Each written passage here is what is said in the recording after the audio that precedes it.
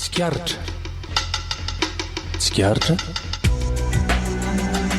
fandarana vokarin'ny mpanao gazety eto amin'ny ACM radio. Tsikaritra ny omaly, ny anio, ny ampitso. Tsikaritra di faefatra amby folo ny volana jona ataona 2024 ity ao anatin'ny fandarana tsikaritra isika ary amin'izao toandro izao. Manasanao naraka hatramin'ny farany ny fandarana eto amin'ny onjapeo ny ACM radio. Ny vahintsika ary amin'izao toandro izao dia ny ampamina ny pastera Mayol izay resadresaka amintsika ny raharam-pirenena amin'izao fotoana izao. Miarabanao pastera tonga somatsara ato anatin'ity fandarana ity. Miaraba bentsy dia miaraba antsika vahoaka malagasy rehetra na eto Madagasikara na dia mpitandramasina manaraka ity fandarana androany faefatra amby folo ny volana jiona taona 2024 ity indray. Raha vokatra no etsy amin'ny lafiny teknika penjy Randraina Arsoa ny mpanao gazety nentana ny fandarana. Aloha mba tsy asiantsika hira intsony pastera satria fa lasa dia lasa ny fotoana, mbola nisy zavatra no manina kely moa teo amin'ny lafiny teknika teo na tonga ny fahatarana. Ny fanontaniana voalohany ngamba pastera dia ny hoe nanahoana ireo karazana faminaniana izay nambaranao teto tamin'ny voalohan'ny taona enim-bolana lasa izay. Azany hoe mbola ao anatin'ny enim-bolana moa zantsika amin'izao volana jiona izao, tanteraka ve izy ireny sa tsy? Ya, voalohany aloha zany dia misaotra amin'ny fanasana amin'ity androany ity indray satria dia lasa tokoa izay ny enim-bolana. Ohatrany hoe karazana fanaovana misy azoro indray zany ny idirana amin'ny enim-bolana faharoa hoe anahoana indray tsika amin'ny enim-bolana faharoa. Ny nresakantsika teto tamin'ny janoary nresantsika ny amin'ny hoe inona ny mety hitranga amin'ity taona ity, dia nresantsika tamin'izay ny amin'ny hoe raha ny zavatra vaovao na ny fanambarana nomen'Andriamanitra indray moa zany dia ny hoe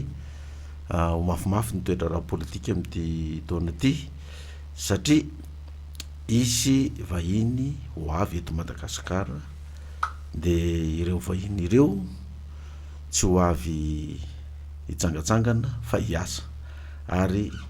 anongana ny fitondran'ny fanavaozana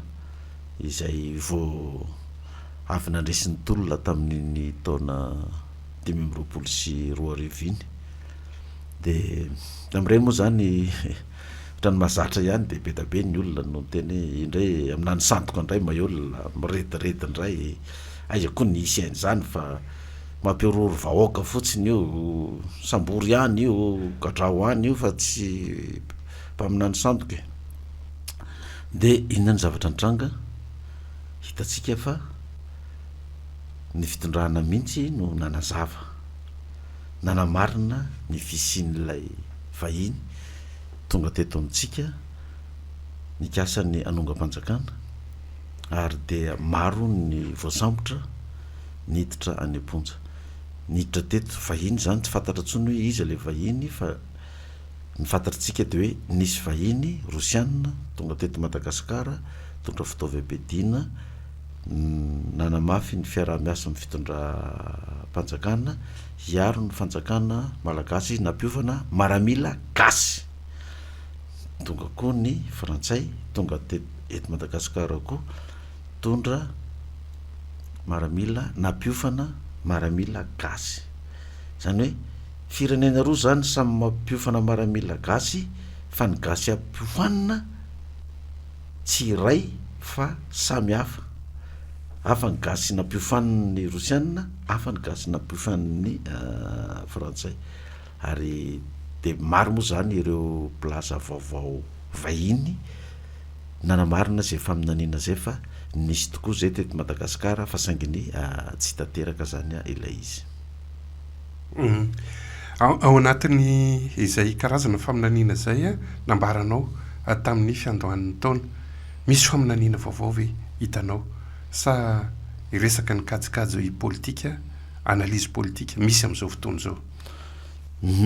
Hitra amin'ny bolana faharoa zany tsika ty ny zavatra mihitsy manko miresaka politika amin'izao fotoana zao ny akamaroany malagasy dia matsapa zany fa ny fitondram-panjakana izay tarian'ny Mikael Randrianirina filohan'ny fanavozana dia hitantaratra hoe mirona amin'ny fiarahana amin'ny Rosiana na ny BRICS nefa ny ankilany misy ny fifandraisana amin'ny zareo tandrefana ihany arak'ireny dia sy fanasana azon'ny filohan'ny fanavozana aty Afrika momba ny fiarahana amin'ny firenena francophone ireny ka mariny gasy nefa mieritreritra hoe tokony mialatsiny amin'ilay fiteny hoe tokony asitaka amin'izay ny frantsay fa aleo miaraka amin'ny Rosiana manoatra ny reto zareo ty amin'ny Afrika Afovoany Burkina Faso sy ry Mali sy ry Niger da be ny mieritreritra hoe tokony efa izay izy satria araky ny fanambarany zareo sy ny analizy izay misy de ny hoe firy taona ny arahana tamin'ireto tandrefana ireto ny arahana tamin'ny frantsay firy milliard de dollars nitrosatsika efa niditra teto Madagasikara nefa de tsy nandroso le firenena. Fa aminao pasteur inona ny tena tsy mampandroso atsika tokoa amin'izao fotoana izao e? Azo aloha fa hovaliko zay efa notaninao zay fa toy izao kely efa nazavako zany de ny zavatra etaetany gasy sasany tsy hoe tsy ny gasy rehetrarehetra zany na ny mpanao politika zany de ny hoe akisaka ny tandrefana fandao hiaraka amin'ny tatsinanana zany efa nahazo faminaniana fanambarana voaingana tamin'ny volana mars angamba izy io taorinan'le zanandalo tadiny na volana avril teo fa ny firenena frantsay amin'ny mahafirenena frantsay izay efa ela nipetrahana teto manana ny tombontsoany be da be eto Madagasikara de mbola tsy hiala eto Madagasikara alohan'ny 2030 aorinany 2030 any zany izy raha arak'le faminaniana vo hiala eto Madagasikara noho izany arak'le zavatra naseho azay de ny Rosiana zany tsy de mbola anao zavatra ngeza be eto Madagasikara fa mbola ikisaka moramora izy fa tsy mivantana anerinany 2030 any zany rehefa tsy tafaraka amintsika tsony ny frantsay zay vao miverina eto ny Rosiana ary amin'ny fotoana io mazava ho azy zany fa tsy Macron tsony no filoham-pirenena frantsay fa efa filoha vaovao zany no hitondra eo any zany tsika vao mety ho afaka amin'ny firenena tandrefana raha mieritreritra fa hiala amin'ny firenena tandrefana ny malagasy sy ny mpanao politika atsika eto Madagasikara. Le fanontaniako hoe inona ny tena mampahatra atsika ireo firenen'ireo ve sa tsika mihitsy ny tena efa niangarany vitana Andriamanitra ny nanome fa ny malagasy ny tsy nambinina? Zavatra hita aloha raha mijery ny ato anatiny tsika zany de ohatrany hoe ny mpanao politika atsika gasy sy ny mpitondra gasy mihitsy no mampahatra atsika ty tena fa tsy mijery ny vahoaka zay zany raha jerevana avy ety ivelany le izy de le mpitondra atsika zany rehefa tonga amin'ny fitondrana de le vahoaka zany manatena fa hoe izy tena fiovana marina izy de izy zavatra vaovao hitranga eto Madagasikara satria nanonganana an'le mpitondra teo aloha de noho ny fahatsompana tenan'ilay vahoaka izay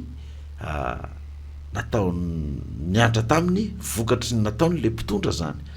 de nitroatra ny vahoaka de nitolona ny vahoaka de nandresy ny tolona niongana ny fitondrana teny amin'ny 13 mai ary niditra ny mpitondra vaovao ka rehefa niditra ny mpitondra vaovao de takan'izao iainantsika amin'izao fotoana zao ihany tonga de manatena le vahoaka hoe isy fiovana am'izay eto androso am'izay le firenena fa le mpitondra nampahatra vahoaka sy nandetika n'ity firenena ty efa niala tsy zay nefa ny zavatra mitranga fa zara raha misy fitotaona teoriana koa de miverina indray le fahatsompany tenana satria nanantena ny vahoaka hoe ao anatin'ny roa taona na hery taona de isy fakakana be eto de le fanjakana rehefa tonga amin'ny fitondrana ny mpanao azy indray amin'ny teny hoe zavatra efa potika ny andritry ny firy-taona ve ty isy fagagana ho hitanao anatin'ny heri-taona e nefa tany amin'le hetsika sy le tolona tsy nisy zay fomba fitenenana zay fa de hoe ahongana fotsiny io fa tsy mety mandeha aminao de vokatry ny izay le fanonganam-panjakana ny fandimy teto amintsika zay zany a antony anankiray a nampandran'le firenena ohatra taoko faran'izay akaiky ny filoratsiraka zao nahongana tamin'ny 91 satria mbola niverina lany izy tamin'ny 89 tamin'izany ny banque mondiale sy ny FMI de milaza hoe tafakatra 9% croissance économique ny malagasy de normal zany tamin'ny 91 300 francs ny kilao ny vary ny frembisy ariary folo ny litra ny menaka tsy haiko 400 sa ohatrinina ny litra ny lasantsy tadidiko zany anao taxi be tamin'ny 1991 io a nanana Volkswagen zay anao taxi be anosy akatso nitona mitondra mpianatra université 600 francs ny litra ny lasantsy tamin'izany penjy 9% de croissance économique tsy nety tamin'ny malagasy nefa an'izay a fa nahongana tamin'ny 91 iny ny filoratsiraka mandrakitsika amin'ny teny zao io 9% io a tsy tafahaverin'ny mpitondra zay nanonga-panjakana tonga teo amin'ny fitondrana intsony io ny croissance 9% io fa vao niditra ny filo ravalomanana le nanongana ny filoratsiraka tamin'ny 2002 iny inférieur à 0 ny croissance économique vokatry ilay grevy général naharitra de naharitra teto amintsika io zany antony anankiray napotika an'ilay firenetsika za zany mbola miresaka atsika eto Madagasikara am'zany fa tsy mbola miresaka amin'ny fifandraisana ny ivelany fa aseko fotsiny hoe mba ho hitan'ny malagasy hoe misy avy amintsika ihany nke ny antony le izy noho tsy fahafantarantsika ny tena antony mahatonga ny fitotonganan'ny firenena eto amintsika ohatra zavaikely zany zao ndao fa mixeritra mihitsy aloha zavaikely zany zao raha vo fetse mbahoaka zany no mahatonga n'le fitondrana miongana na miala ny mpitondra fa nisy namono na voan'ny ataontsika hoe coup d'état palais zany d'état de Dieu tsy vitan'ilay firenena eo toerana no manao an'izany raha tsy hisy hery vahiny ao an-damosina za miresaka am'zany zany tsy miresaka fankalana vahiny fa tsika tsy afaka minonona fotsiny eto fa tsy maintsy mifandray firenena vahiny tsika fa manazava n'le trangan-javatra misy fotsiny de azavaiko amin'ny fomba tsotra faran'izay tsotra le izy zany hoe maninona moa zany no mihetsika ny vahoaka de tsy raikitra mihitsy le 13 mai fa misy herim-pamoretana tonga fa maninona indray rehefa avy eo raikitra le 13 mai dia miongana le fitondrana zao ny zavatra sariny zany ny firenena vahiny zany amin'ny lafiny anankiray izay manana tombotsoa eto Madagasikara de ny azy arovany io tombotsoany io amin'ny fomba rehetrarehetra ka ny zavatra tsy mety amin'ny firenena vahiny eto amintsika de ny hoe le firenena misandratra le firenena miakatra satria raha vao miakatra ny fiarikarena mitombo ny orinasa mitombo ny fahefa-mividy dia tsy ankindo amin'ny firenena vahintsony ilay firenena malagasy na ny firenena afrikana zany ka ny zareo zany ny tanjona de ny hoe atonga atsika hiakindoha am'zareo foana amin'ny zavatra zay atao rehetrarehetra dia tsy afaka mandroso mihitsy ianao zany mazava ho azy zareo zany no ametraka izay mpitondra afaka fanaraka miaro ny tombotsony zareo ary zareo ihany ko no manala io mpitondra napetraka an'io rehefa tsy fanaraka amin'ny tombotsony zareo na mivadika amin'ny fifanarana zay nataony de zao zany ny fomba hitondrany zareo azy hatramin'izay azavaiko amintsika fa tsika moa zany tsy de matakatra loatra an'izay ka mahatonga atsika eto mifanongana isaky ny 5 taona isaky ny 7 taona io raha ohatra ka efa raisiko zany hoe ataoko faran'izay tsotra le izy nahongana ny filoratsiraka tamin'ny 2002 tamin'izy niverina tao ren'ny professeur Zafy zany 2002 mba fa mety maromaro ny tanora mba mety efa naharaka ny tantara zany de na zavatra nitranga rehefa naongana ny filoratsiraka de naharitra lava be le grève 5 volana angamba sa 4 volana izy nandeha ny grève générale de rehefa nandeha le grève générale de ny zavatra nitranga de ity potika ny toekarenantsika ny économie le croissance économique efa niakatra 9% zany miverina 0 de zao nanaovany zareo anazy teny izy am'le mpitondra fanjakana voalohany aza mbola omena alalana aloha ireny vahoaka hidina an-dalambe fa mbola potika le toekarena mbola mila arenina io zay angamba de tsisy mpitondra de hiady hevitra na ifandika am'izany hoe tsy mitombony zany aleo arenina le firenena de kanefany a ilay vahoaka zany na natena hoe vo miainga heritaona io de fa fanovana miracle be no hita eto satria namerika mpitondra vita anovatsika heritaona tsy zavatra vita de miteny le vahiny raha vao ifetsiketsehana io aza vela mihitsy ho raikitra ny eo amin'ny 13 mai de miakatra zany le croissance économique de rehefa hitan'zareo fa miakatra am'izay le croissance économique tady ho lasa le firenena malagasy teneniny ray le mpitondra monsieur le président démocratie ny firenena malagasy lalàny araisam-pirenena aloha ny olona hidina an-dalambe fa ny mpitandro filaminana miaro zay miopefy fa izay andriamato président de ao andamosinao foana manona anao zay na amin'ny ara-bola amin'ny lafiny rehetrarehetra fa avy aloha ny olona hidina fa raha ohatra ianao ka tsy anao démocratie mampidina ny olona ny an-dalambe de tsy omena fanampiana tsony ianao ary asorona amin'ny toerana ianao de zay zany ny mampatonga andreny hoe nisokatra ny 13 mai fa ny olona tsy mahita hoe croissance économique efa miakatra io mahatonga n'le 13 mai misokatra io de mamela le mpitondra satria le mpitondra raha mbola mahazoazo antoka izy hoe communauté internationale mbola ao andamosiko de miteny am'izao le mpitondra hoe mbola tsy teraka ny olona andimbia tsapa ny herin'ny lava mitsapa mbola miteny le mpitondra hoe tsy vao mahita aro de latsaka ny pipieny miteny ohatry zany satria mbola mahazo antoka zany fa mbola eo ny communauté internationale mpamatsy vola de raikitra am'izay ary le 13 mai de rehefa raikitra am'izay le 13 mai de mandeha tsy kelikely fa zareo no mamatsy ara-bola ireo andoko mpanohitra eo amin'ny 13 mai ireo zay rehetrarehetra ny tany sainao teo zay pastera anisan'ny nitranga teto amin'ny firenena zay le hovaina ao anatin'ny fikaonantom-pirenena de zay no mahatonga nanazava am'izao zany mba ho fantatry ny olona hoe le zavatra misy eto Madagasikara hoe aiza moa ny tena fototra mahatonga n'lay fanonganam-panjakana sy fampiten'le firenena de zao kely ary le izy teo zany zao le izy teneniny am'izay zany le mpitondra hoe aloha hidina le vahoaka de midina tokoa ary le vahoaka zany amin'ny 13 mai de rehefa tonga ao de faly am'izay ny vahoaka de rehefa tonga ao mandeha be am'izay le resaka fitakina zay tsy azo nylay fitondram-panjakana sy le filoham-pirenena ovaliany mivoaka daholo ny fitakina ohatra hoe tamin'ny andro ndratsiraka zay mivoaka le hoe ovainy lalam-pandrenany de rehefa tsy ankilana izy miteny ny mpitondra azo ovana io fa io ihany mampandroso atsika asorony premier ministre la tsy miala ihany premier ministre ny afary ny tonga hoe miala ny filoham-pirenena tonga any zany le fitakina de manomboka miditra any amin'ny grève générale de rehefa manomboka miditra ny grève générale le izy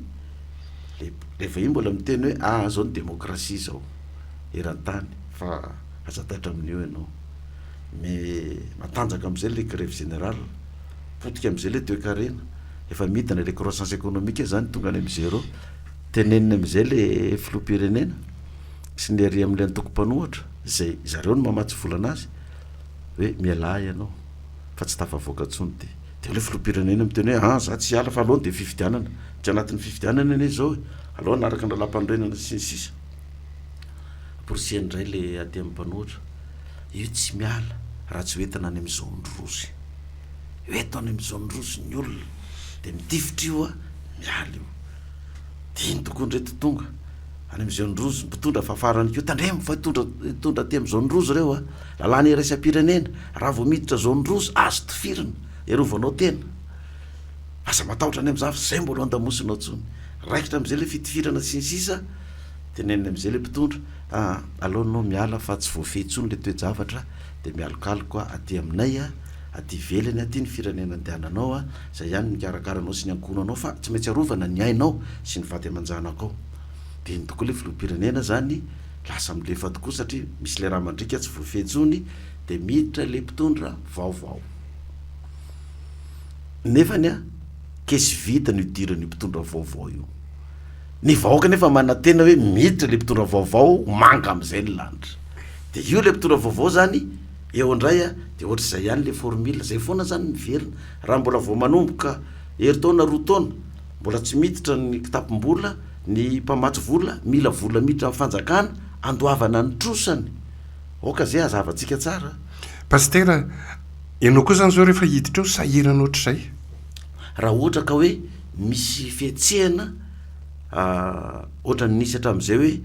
tsy maintsy amin'ny fanonganam-panjakana zany de misy grève lavabe no idiranao ao de anao zany raha tonga eo zany de miditra kesy vida koa ianao tonga eo raha tonga eo anao zany ka hoe ianao no ohatra ataoko hoe ianao zany mitaritolona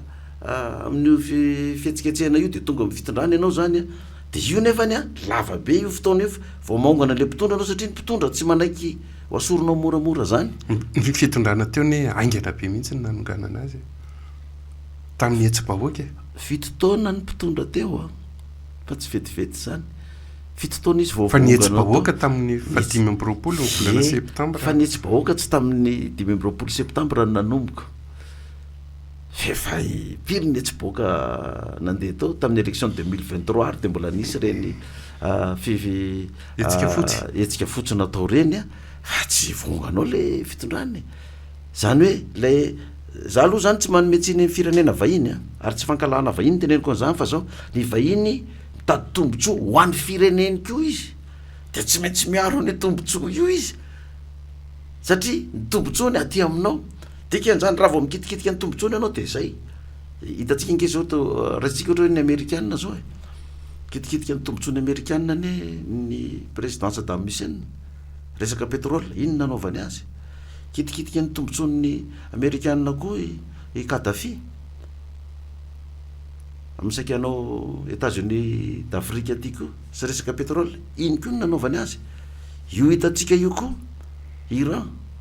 am'ty resaka pétrole Detroit d'Ormuz ty koa ny tena politika an'io zavatra io koa io tafian'io koa zany hoe le firenena vahiny zany a tokony manana zay toetsaina zay koa zany tsika malagasy hoe mitady ny tombontsoantsika de miaro ny tombontsoantsika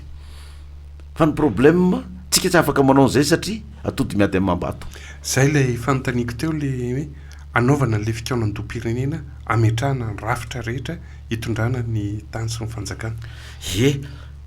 azo atao zay rafitra zay ary tokony ho zay ny tokony ho atao fa saingin'izao ahoana ny fomba anatatiterahanao an'izay satria ny firenena vahiny zay manana tombotsoa eto amintsika ho a de tsy anaiky mihitsy ny hoe ho kitikitianao ny tombotsoany za hoa tsy manometsiny any zareo a satria samy mijery ny tombotsony no an'ny firenena io fa ahoana ny fomba hery hidivanao zany fa ny zavatra misy zany a araky le ndrasako tao iny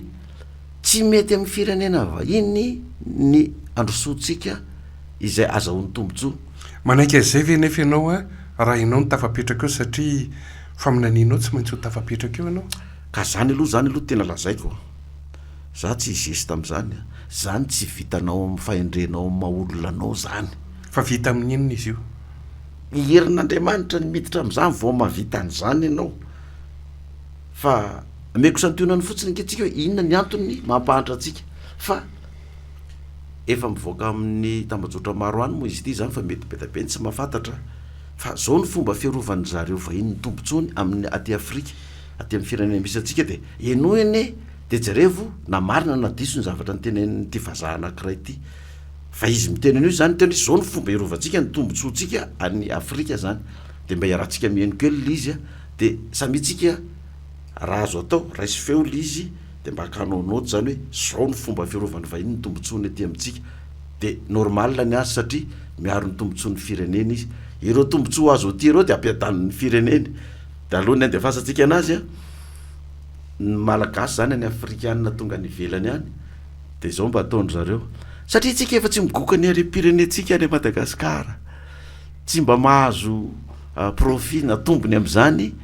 de rehefa ty ivelanytsika de atytsika mba manaroroatra mba mitsipona zay latsa-datsaka eo amin'ny resaka sosial amin'ny resaka fahazahoana nationalité n'lay firenena na frantsay de mahazo ny tombotsony zareo fa itombotso azo ny frantsay na azo ny amerikana ny firenena zanany io nareo mpanjanaka reo nalainy tamin'ny firenenao nefa idanany zareo de zay mba tonga any zay mampitonga ny gasy zany ohatra ny atsika tsisy miverina ty zany tsony surtout nahazo toerana tsaratsara fa manao vakansy de manao trano ty nataondry zareo fa ny fitadiavana fivelomany any daholo eno eny aty zao ny fomba teknika tazonany zareo azy. Vous n'auriez pas besoin d'inventer une nouvelle stratégie. Le plan a déjà été écrit, testé et perfectionné au fil des siècles. Vous commenceriez par vous assurer que l'Afrique ne s'unisse jamais. Le moyen le plus simple de le faire est de maintenir les gens divisés selon des lignes ethniques, tribales et religieuses. S'ils commencent à travailler ensemble, rappelez-leur les griefs passés. Ravivez les vieilles blessures, financez les mouvements séparatistes, maintenez les différends frontaliers non résolus. Assurez-vous qu'à chaque fois qu'ils font un pas en avant, ils en font deux en arrière parce qu'ils sont trop occupés à se battre entre eux. Vous installeriez des dirigeants qui servent des intérêts étrangers, pas leur peuple. Trouvez les plus corrompus, les plus facilement manipulables, ceux qui désirent la richesse et le statut plus que le progrès. Offrez-leur le pouvoir en échange de leur loyauté. Si un leader émerge qui se soucie réellement de l'Afrique, débarrassez-vous de lui. Assassinez-les si nécessaire. Mais si c'est trop compliqué, déstabilisez simplement leur gouvernement et soutenez un coup d'État. S'ils parlent de nationaliser les ressources, faites-en un exemple. S'ils essaient d'unir l'Afrique, éliminez-les avant que l'idée ne se propage. Vous maintenez l'Afrique économiquement faible en vous assurant qu'elle ne s'industrialise jamais. Laissez-les exporter des matières premières, mais ne les laissez jamais les transformer eux-mêmes. Contrôlez les mines, les champs pétrolifères, les minéraux rares. Gardez-les à vendre à bas prix et à acheter cher. Si un pays essaie de se libérer et de construire ses propres industries, sabotez-le. Imposez des sanctions, déstabilisez sa monnaie. Financez l'opposition locale, faites s'effondrer son économie. Si cela ne fonctionne pas, orchestrez une guerre civile. Les gens ne peuvent pas construire quand ils sont trop occupés à essayer de survivre. Vous vous assureriez que leur système éducatif produit des travailleurs, pas des innovateurs. Enseignez-leur une histoire qui glorifie leurs oppresseurs. Faites-leur croire que leurs cultures sont primitives, que leurs ancêtres étaient des sauvages, que leur avenir dépend de l'approbation étrangère. Entraînez-les à mémoriser, pas à penser de manière critique. Gardez leurs meilleurs et plus brillants à la recherche d'opportunités à l'étranger. Faites-leur rêver de quitter l'Afrique plutôt que de la réparer. Offrez des bourses qui emmènent leurs esprits les plus brillants vers l'Occident et ne les encouragez jamais à revenir. Laissez le continent continuer à former des médecins et des ingénieurs seulement pour qu'ils aillent enrichir d'autres nations. Vous contrôleriez leurs récits. Possédez leurs médias, contrôlez leurs histoires, dictez leur image au monde. Faites-leur croire qu'ils sont corrompus, sans espoir, éternellement en crise. Inondez leurs écrans de pornographie de la pauvreté et de zones de guerre. Montrez-leur des publicités caritatives qui leur font croire qu'ils sont impuissants, sans l'aide étrangère. Minimisez leur réussite. Transformez leur victoire en incidents isolés. Si un pays africain développe une innovation révolutionnaire, attribuez le mérite à un investisseur étranger. Si un dirigeant africain met en œuvre une politique réussie, présentez-la comme une anomalie plutôt qu'une preuve de compétence. Vous vous assureriez qu'ils restent dépendants, les noyer dans la dette. Offrir des prêts avec des conditions impossibles. Les forcer à tout privatiser pour que des entreprises étrangères possèdent leur eau, leur électricité, leurs terres. Lorsqu'ils luttent, leur donner juste assez d'aide pour les maintenir en vie, mais jamais assez pour les rendre autonomes. Utiliser des œuvres de charité pour créer une culture de dépendance plutôt que de résilience. Les faire penser que l'intervention étrangère est nécessaire, qu'ils ne peuvent pas résoudre leurs propres problèmes, qu'ils ont toujours besoin d'aide de l'extérieur. Vous supprimeriez leurs forces militaires. Maintenir leurs armées faibles, leurs industries de défense inexistantes. leur vendre des armes pour qu'ils se battent entre eux, mais ne jamais les laisser développer une technologie militaire de pointe. Si un pays essaie de construire un système de défense solide, l'accuser d'être une menace pour la stabilité, s'assurer qu'ils aient toujours besoin de casques bleus étrangers, de bases militaires étrangères, de conseillers étrangers contrôlant leur sécurité, les garder vulnérables à l'invasion, aux coups d'État et à l'ingérence étrangère. La formule est simple. Diviser, corrompre, exploiter, désinformer, contrôler. Les maintenir en train de se battre entre eux, les faire regarder à l'extérieur pour des solutions, les garder pauvres, dépendants, en insécurité. S'assurer que chaque tentative de se libérer rencontre une résistance si forte que la génération suivante y réfléchisse à 2 fois avant d'essayer à nouveau.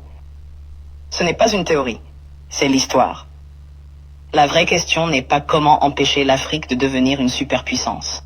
C'est comment l'Afrique peut briser le cycle, malgré tous les efforts pour la maintenir à terre. Zay dahoara pasteur tanao rehefa arany tao ataova izy tsy hahafahan'ny Afrika androso mihitsy raha le resaka farany tao iny samy niainy daholo tsika samy na fantatra zay mahay teny frantsay de mahalala tsara zay zavatra nyresahany tao zay amiko zany zay de fitiava-tanindrazany vahiny ny fireneny io zavatra nyresahany le vahiny tamitsika tao tombontsoan'ny fireneny ny tadiavany dikany zany tsy maintsy anao zay fomba izy tsy ahafahan'ilay firenena ioatra fa raha vao mandroso firenena io de tsy akondoha aminy de ho sahirana izy dikany zany diso adversera zany tsika gasy satria efa io nyteneniny hoe zarazarao ara-poko ara-pievina ara-potokevitra ara-politika ilay malagasy na le afrikanina dia zarazaraonjakana de zarazaraonjakana de tsy afaka manambatra hery mihitsy de tsika tena miaina am'izany mihitsy tsika zao efa voazarazara mihitsy ny toetsaitsika zao raha vao tsy aminao le olona mitondra fanjakana de tonga de manenjika daholo de manao zay andavonany iny tonga eo fitondrana iny de raha vao miala tao koa iny ka ny hafa ndray ny tonga eo de tsy na de tsy ny izy nasorona ary zany no miteny de rehefa tsy am'le antokony le mitondra io ka tsy miara-miasa aminy de potehana de aratsiana de atakena amin'ny fomba rehetrarehetra de lasa diso adversaire zany tsika fa tsy ilay mpitondra tsika mihitsy zany amin'ny lafiny anankiray ny tena mampahantra an'le firenena fa io zavatra nyresahany io raha vao misy mpitondra tady ampandroso le firenena eliminao aingany io izy de aona fomba anaovany anazy ianao am'le firenenao ihany no karamainy financier ozy izy les opposants le ny mpanohitra va tsy ho ara-bola anongana le mpitondra ao raha vao tady androso le firenena raha vao manangana orinasa izy ka mandroso le orinasa de teneny hoe anao mali io tsy fahombiazana io fa tsy izy io de sabote io orinasa io jareo ina zao ny orinasa atsika mba mandroso zao eto Madagasikara orinasa n'iza zay mandroso ny orinasa gasy satria amariako tena gasy pire fa tsy gasy double nationalité fa zay tena hoe gasy nanana orinasa teto saika potika daholo tsika zao hoe manana banky eto Madagasikara pentsy manontany anao inona ny banky ny firenena malagasy BOA malagasy ve BV ve malagasy ve BMOI ve malagasy ve BNI ve malagasy ve banque centrale ny banque ropotra dahoana ny lazana an'izay BRM zany manana banky tsika BRM banque romotra eto Madagasikara zay zany mba banky tsika io atram'izay banque romotra io BRM io nisy teto foana io sahala amin'ny hoe TVM le TVM nge fa vadika andrala ndray zao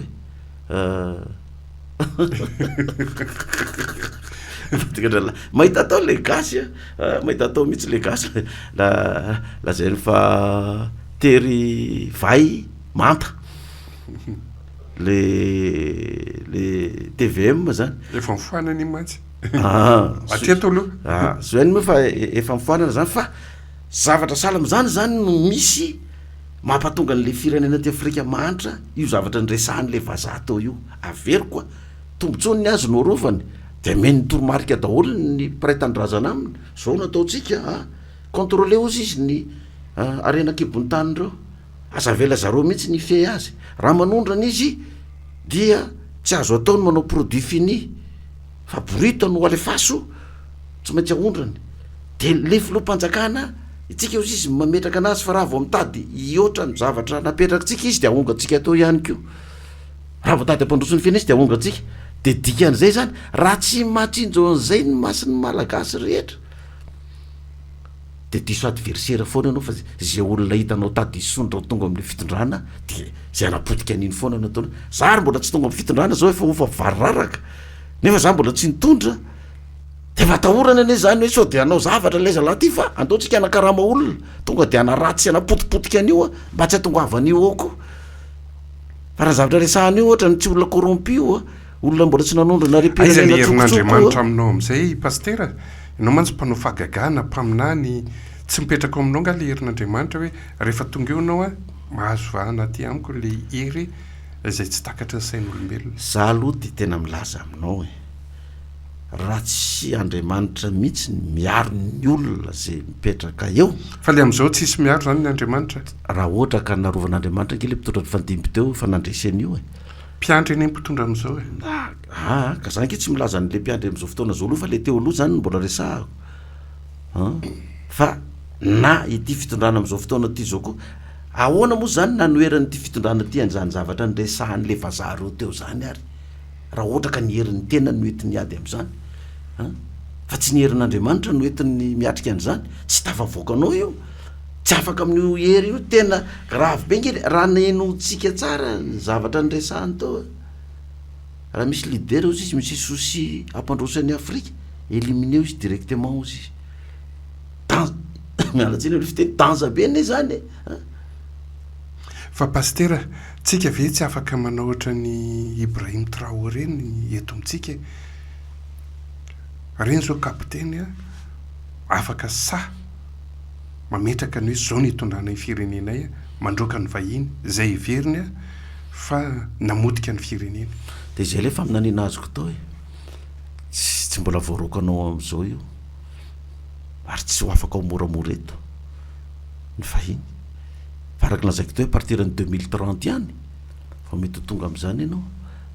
ary tsy fantatra ary na ity fitondrana ty mbola ho eo am'izany na mpitondra hafa indray no na ianao ho tonga ao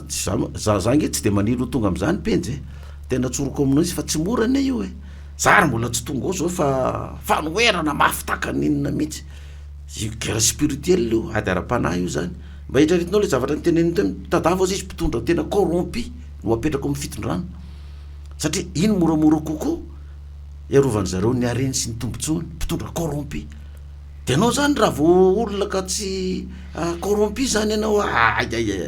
izy manana fahefana mametraka anao de izy manala anao eo zaho tena nitsotra an'andriamanitra mihitsy nirotsaka tamin'ny 2018 iny nasainy nirotsaka hoe tsy olany araky nyresantsika teto fa raha tsy nirotsaka tamin'ny 2018 iny tsy nalalany zany ay ve zay zany napotonga an'andriamanitra teny dana anao mirotsaka fa tsy olany nalalako hoe ay ve zany fandehan'izy ty nyresantsika teto reny bulletin précoce reny efa vita milo foana zany io za mba nieritreritra tam'le hoe raha mivadika bulletin précoce io mety ho sarotra ny azavady rehefa mivadika bulletin unique mety ho sarotra ny fangalaram-bato satria fangalaram-bato teo amin'le bulletin individuel samy manana ny azy mora be mihitsy ny fanjakana satria mbola tsisy anita am'reny fa ny intérieur zany no mendraikitra anazy de ny fanjakana zany ny mpitondra fanjakana ny tompony fahefana voabaiko ny lehibe mifokotany voabaiko ny be ny tanàna voabaiko ny chef district voabaiko ny gouverneur na ny chef de région voabaiko ny ministre ny intérieur de ino ozy anao ny fomba fangalaram-bato tam'ireny anakiray faran'izay tsotra ohatra tamin'ny andro ny fitondrana-dratsiraka reny zay candidat faible tsy mavita mametraka ny vatony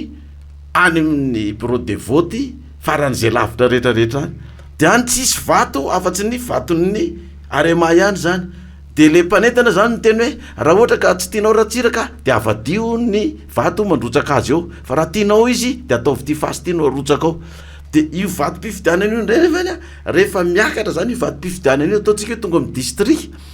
tonga avy any daholo nyvoka mpifidianana rehetrarehetra de mahazo baiko indray ny chef district hoe rehefa tonga ao io de soloy an'ty PV ty asory de soloy an'ty de ty ny vato ataovy anatin'ny urna ampiakarina any amin'ny foibe zany de nidikan'izay tsy hitan'le candidat adversaire mihitsy tsy alana am'zany satria ianao tsy manana fahefana eo amin'ny fanjakana de zany eritreritra hoe am'le bulletin unique zany de tonga any amin'ny bureau de vote daholo ny bulletin rehetrarehetra de manana avantage le candidat fa zao tsy afaka ny angalatra tsony le fitondrana am'izay kanjo le bulletin précaution mbola miova ndray le zavatra conseillenao fa nefa voasoratra ao ndray no mivoaka zany teny tamin'ny 2023 iny ary zay koa tsy naovako tsony tamin'ny 2023 satria fa fantatro hoe any Afrika ny misy imprimerie manana technologie informatique afaka manao n'le bulletin précoce de za fa nyteny raha mbola any Afrique du Sud io za tsy ianao hatrany amin'ny fifidianana député io sy amin'ny commune urbaine mbola tafiditra pasteur firy moa nisan'ny mpivavaka ao aminao feno taona raha tamin'ny 2018 zay 1,500,000 ny 1,000,000 amin'io ny mpifidy de firy mivato azonao tamin'ny 2018 zaraka mazara raha ny 100,000 zany hoe tsy mifidy anao zany reo sa tratran'ilay 2019 fa nanao collégium tonga de rakotra collégium ny olona ny fidy fa ny précoce ny tsy ny fidy le temps précoce ao mopenjy mba alozika an'izany hoe toerana anankiray misy apocalypse fa eo amin'ny 500 ny mpifidy emireo totsika hoe arivo fidina pasteur na vatany sy ny rehetrarehetra voaka ny résultat ny fifidiana néant tsisy nandray ary de mba ho lozika ave zany de zay hoany teny tamin'ny 2023 nafarako reo candidat 11 candidat reo zay azoko nyresahana hatrany amin'ny Flora Valimana na Rera Jona Mapiana na Tahina sy ny sisa satria zareo nietreritra n'le hoe hiboycotté le fifidianana tsy rotsaka de tao amin'ny olona tsy fidy zavatra nyteneniko de zao raha anao an'izay zareo fa za tsy anao satria mbola ny Afrique du Sud io natoto de zao raha anao an'izay zareo aza makalarana any amin'ny CENI hoe za candidat numéro 1 2 3 4 5 fa vao mahazo larana any nareo tonga de vita ny fifidianana mahazo isam-bato daholo nareo torovoana ny maholo zany nozy izy rala fa raha vao tsy makalarana any tsika manjaka tokanao raha joel asiny candidat fictif fotsiny hoe anao de lano azy eo fa tsika tsy maintsy makalarana any dao aroa zany tsisy madiso ny levitra an'zareo tokoa aloha milavinakire fa marina zany fa dao aroa zany aloha ary zaloha akalarana any de rehefa avy eo boycotténa taonany olona tsy fidy zao ny zavatra nafarako raha vao mahazo larana reo de mahazo isam-bato daholo reo na mitaona ny olona tsy fidy na izy tena ny ary candidat tsy fidy vita ny fifidianana mahazo larana reo inona tokoa ary nandeha ny fifidianana tsy nilahatra daholo ny 11 candidat najanona ny propagande eran'ny Madagasikara fa mbola miracle ary mbola miracle de ty Rera Jona Mapiana tsy nandeha tany Dego ny taona ny olona tsy fidy ary tsy nandrotsa bato takan'izany Flora Valimana na ry Tahina ry Paraino Auguste ry Zoko Zanjaka sy ny sisa efa ndresahana daholo fa za moa le lazaina mpaminany sandoka de tsy inona voaka ny résultat ireo candidat reo tsisy nandrotsa bato satria tsy lozika reo hoe izy miteny andotsika tsy fidy izy indray no alainy mpanao gazety io fa nandrotsa bato sa nahitatsika hoe nandeha nandrotsa bato ny Flora Valimana na ny Flora Jona Mapiana ny candidat Zatsaroa tsy nisy ane fa voaka ny résultat nahazo isam-bato daholo izy rehetrarehetra ianao zany sady very milliard mbola may lacrymogène natry eran'ny tanàna satria efa vita melo le fifidiana dikan'izany zany eritreretra hoe le bulletin unique mba mety amahan'le problème sady maiky ary premier tour de vita tamin'iny premier tour de vita vao maiky anazahono zareo lakala izy de io hatrany amin'ny député misy io de mety hiteny ary tsika ka le député reo zany aminao zany lany précoce kosa zany reo fa tsy lany bahoaka zala zay koa tsika le firenena vahino izy tena mahay izy ary tokony mba mianatra an'izany afetseny zany ko tsika rehefa ianao penjy no apetrany na zany no apetrany de mazava ho azy tsy maintsy orienteny ny voka-pifidianana amin'ny solombavam-boaka na amin'ny Sénat ifanaraka amin'ilay olona napetrany mahazo vato maro fa zao amin'le endrika démocratie eran-tany de tsy maintsy omena ko ny mpanohatra omena olombofidy de am'izay tsisy afaka milaza hoe tsy demokrasia io fa zao tsy omena maro anisa lay mpanohatra tsy omena tsy mena ino misy ty tsy mena solombavam-baoaka maro anisa izy na any amin'ny Sénat izy na any amin'ny commune koa tsy maintsy omena le mpanohatra fa vitsy de le mpanohatra rehefa mahazo fahalanina mahazo député na enina io na 5 na 7 na 8 de faly izy ary tsy afaka miteny tsony izy misy alabato gaony ianao mpanohatra lany tsy afaka miteny izy de zany rehetrarehetrarehetra zany raha tsy manana maso mialatsiny maso politika sa maso apocalyptika ny ilazana azy mahajery an'izany ianao de diso adversaire itsika malagasy de itsika ny mifanapotika eto itsika mifanaratsy eto mifanalabaraky eto de zay misy olona itranga any hitondra firenena de tonga dindesana potehina foana zany tsisy nenina tsisy zavatra vitan'io ina natenaina amin'io raha ino de vao mainky potika ty firenena ty sy nkaraza tsisy nefa olo mbola tsy nitondra ary ny sasany zary mbola tsy nitondra de vao misy mahita masony zany ny sasany nefa za mbola tsy nitondra raha ino de zao de alefaso ary le anao le mety avita anazy de ny sasany araka lazay koa efa voazarazara ozy rehefa za tao zarazarao ara-poko ara-piaviana ara-politika ara-pivavahana le firenena ozy izy de la ny andro mifanditra sy mifamely eo reo de tsy afaka ny androso mihitsy de raha vao misy tady androso de poteo ozy izy raha vao misy tady anao zavatra lehibe de poteo raha vao tady anangana orinasa ka matafavoaka n'izy de aza tenenina mihitsy hoe fombiazana fataovy anao malio fa fatsoana be nanaovanareo an'io de tsy tafavoaka mihitsy eny ary mahery 13 minitra ny amin'ny ray ora eto amin'ny trano fitenenana longa sady ampidiritsika ny antsoataroby pastera 034 49 600 79 no afahanareo miditra mivantana mametraka fanontaniana amin'ny pastera Mahiolona dia miteniny anarana sy ny toerana misy atsika dia zay vao ampidirina isika rehetra 034 49 600 79 rehefa vonona ny antso voalohany de raha isika miaraba tompoka eny tompoka de miaraba ny pasteur mila ihany afaty vato somary ohatra sanganiany ihany ny tena pasteur satria raha ataontsika raha nitolona natao teo amin'ny 13 juillet io de hoe hiala frantsay tia an'izay nefa mipotra ny famonaniana nataonao azonao zany de 2030 vo afaka amin'ny frantsay tsika de io filoha io nefa tena miezaka mihitsy ary tena azakazaka mihitsy ny natao ary tena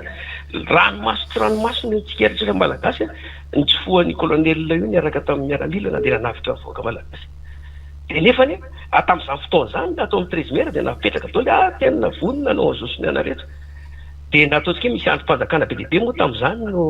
hoe foanana daholo sy ny anana rehetra de fantasy na frein à main na frein à pied na inona fa tonga de nijanona tanteraka tsy afaka hoe tsy afaka namindra sony de inona ny tokony aminao zany pasteur mampaminany anao zany satria anao miresaka amin'ny Jehovah-Andriamanitra satria ny olona rehetra manko tsy mahalala ny atao hoe faminaniana inona no anapitsika ny filoham-pirenena io satria efa tena niaingany tsika 2030 zany satria efa manakaikikaiky any zavatra tsy de lavitra tsony ahoana ny anapitsika ny filoha io na am'izao totsika misy dingana ataotsika afahatsika amin'ny fatorana teneninao tsetra zany tena marina tokoa zany zavatra diniana liza ny any Frantsa zany tsy hita zay arena any moa fa hita mitsy ireo pays francophone reo no mamelona azy zay ny anankiray faharoa manaraka an'izay ny eo amin'ny resaka hoe jirama sy ny rano satria zany isan'ny nandalina tena nitondra bidon teny iza pasteur so de mba lazainy Jehova aminao hoe iza no ambadika io jirama io fa tena miezaka ny filoha io hoe tena miezaka tena napetraka nasiana maramila général ny tsara ny tatana atao anaty fitantanana fa tena mbola sahirana foana amin'le izy tena iza no ambadika io mahatonga atsika tsy tafavoaka tanteraka mihitsy amin'ny resaka jirama sy jiro sy rano ty misaotra pasteur misaotra pensy misaotranao tompoka zay mpitondra mieritreritra ny mitondra fanjakana aloha zany mieritreritra nilika ny frantsay aloha de efa zay le faminanina efa azoko aloha zany fa afa azo atao ihany nge midefy an'izay raha tsy mino an'le izy za manko rehefa miteny de mangina fa mpaminany sandoka tsy mitombony zany sasandray manao hoe neny eo rehefa tanteraka le faminanina de sy niny nge tsy faminanina fa analizy ny sasandreo tsisy tanteraka ony zay lazaiko hatram'izay mba hagaga ihany le olona ngamba olona voateraka vo afaka maly ngamba reny le miteny hoe tsisy tanteraka na ny ray aza firy taona atsika teto amin'ny radio asem resaka zavatra hitranga foana isataona za ka ianao hoe inona no anampiana flo mba ahafahany mihoatra am'izao zava-misy zao flo mifanavaozana zany ny aloha zany tena amin'ny mahapastera anazy zany de tsisy afa-tsy hoe fampitondram-bavaka de fampitondram-bavaka de fanometanana fa araky nambarako teo hoe ny atsika zay mpitondra tonga eo satria tsy atsika le izy dia tadiavina foana zay anapotehana anazy tsy fanomezantsiny koa izy fa ndraindray koa ny mpitondra manao dérapage koa manao zavatra izay mandisy fanantenana ny vahoaka koa zany matetika le mpitondra satria le vahoaka manantena hoe rehefa misy mpitondra vaovao de avahan'ny olana ao anatin'ny enim-bolana ohatra 2 volana zay aloha zany mba asory amin'ny toetsaitsika zany fa za aloha de miteny raha zavatra potika ohatra zao tokoa nazary tonga eo amin'ny maha-olona za tsy havitanao miracle an'io hoe amin'ny maha-olona hoe de tonga eto azy zany de ao anatin'ny herintaona io de vovahako io problème rehetrarehetra io fa zao raha Andriamanitra ndray no anao an'izay de tonga taka tamin'ny androndry Elisa hoe raha pitsy toy izao de lasa iverina ariary 5 ariary 9 ny kilao vary de niteny le maramila hoe na de isy lanitra itsokara ve de isy zany de hoy izy Elisa hoe hitany masonao zany fa tsy nananao fa tsy Elisa ny nanao an'izay fa Andriamanitra ny nampanao an'izay zavatra zay ka io zany raha ohatra tsika malagasy zany teo tafavoaka zay mpitondra tonga amin'ny fitondrana de tokony mena tanana fanometanana daholy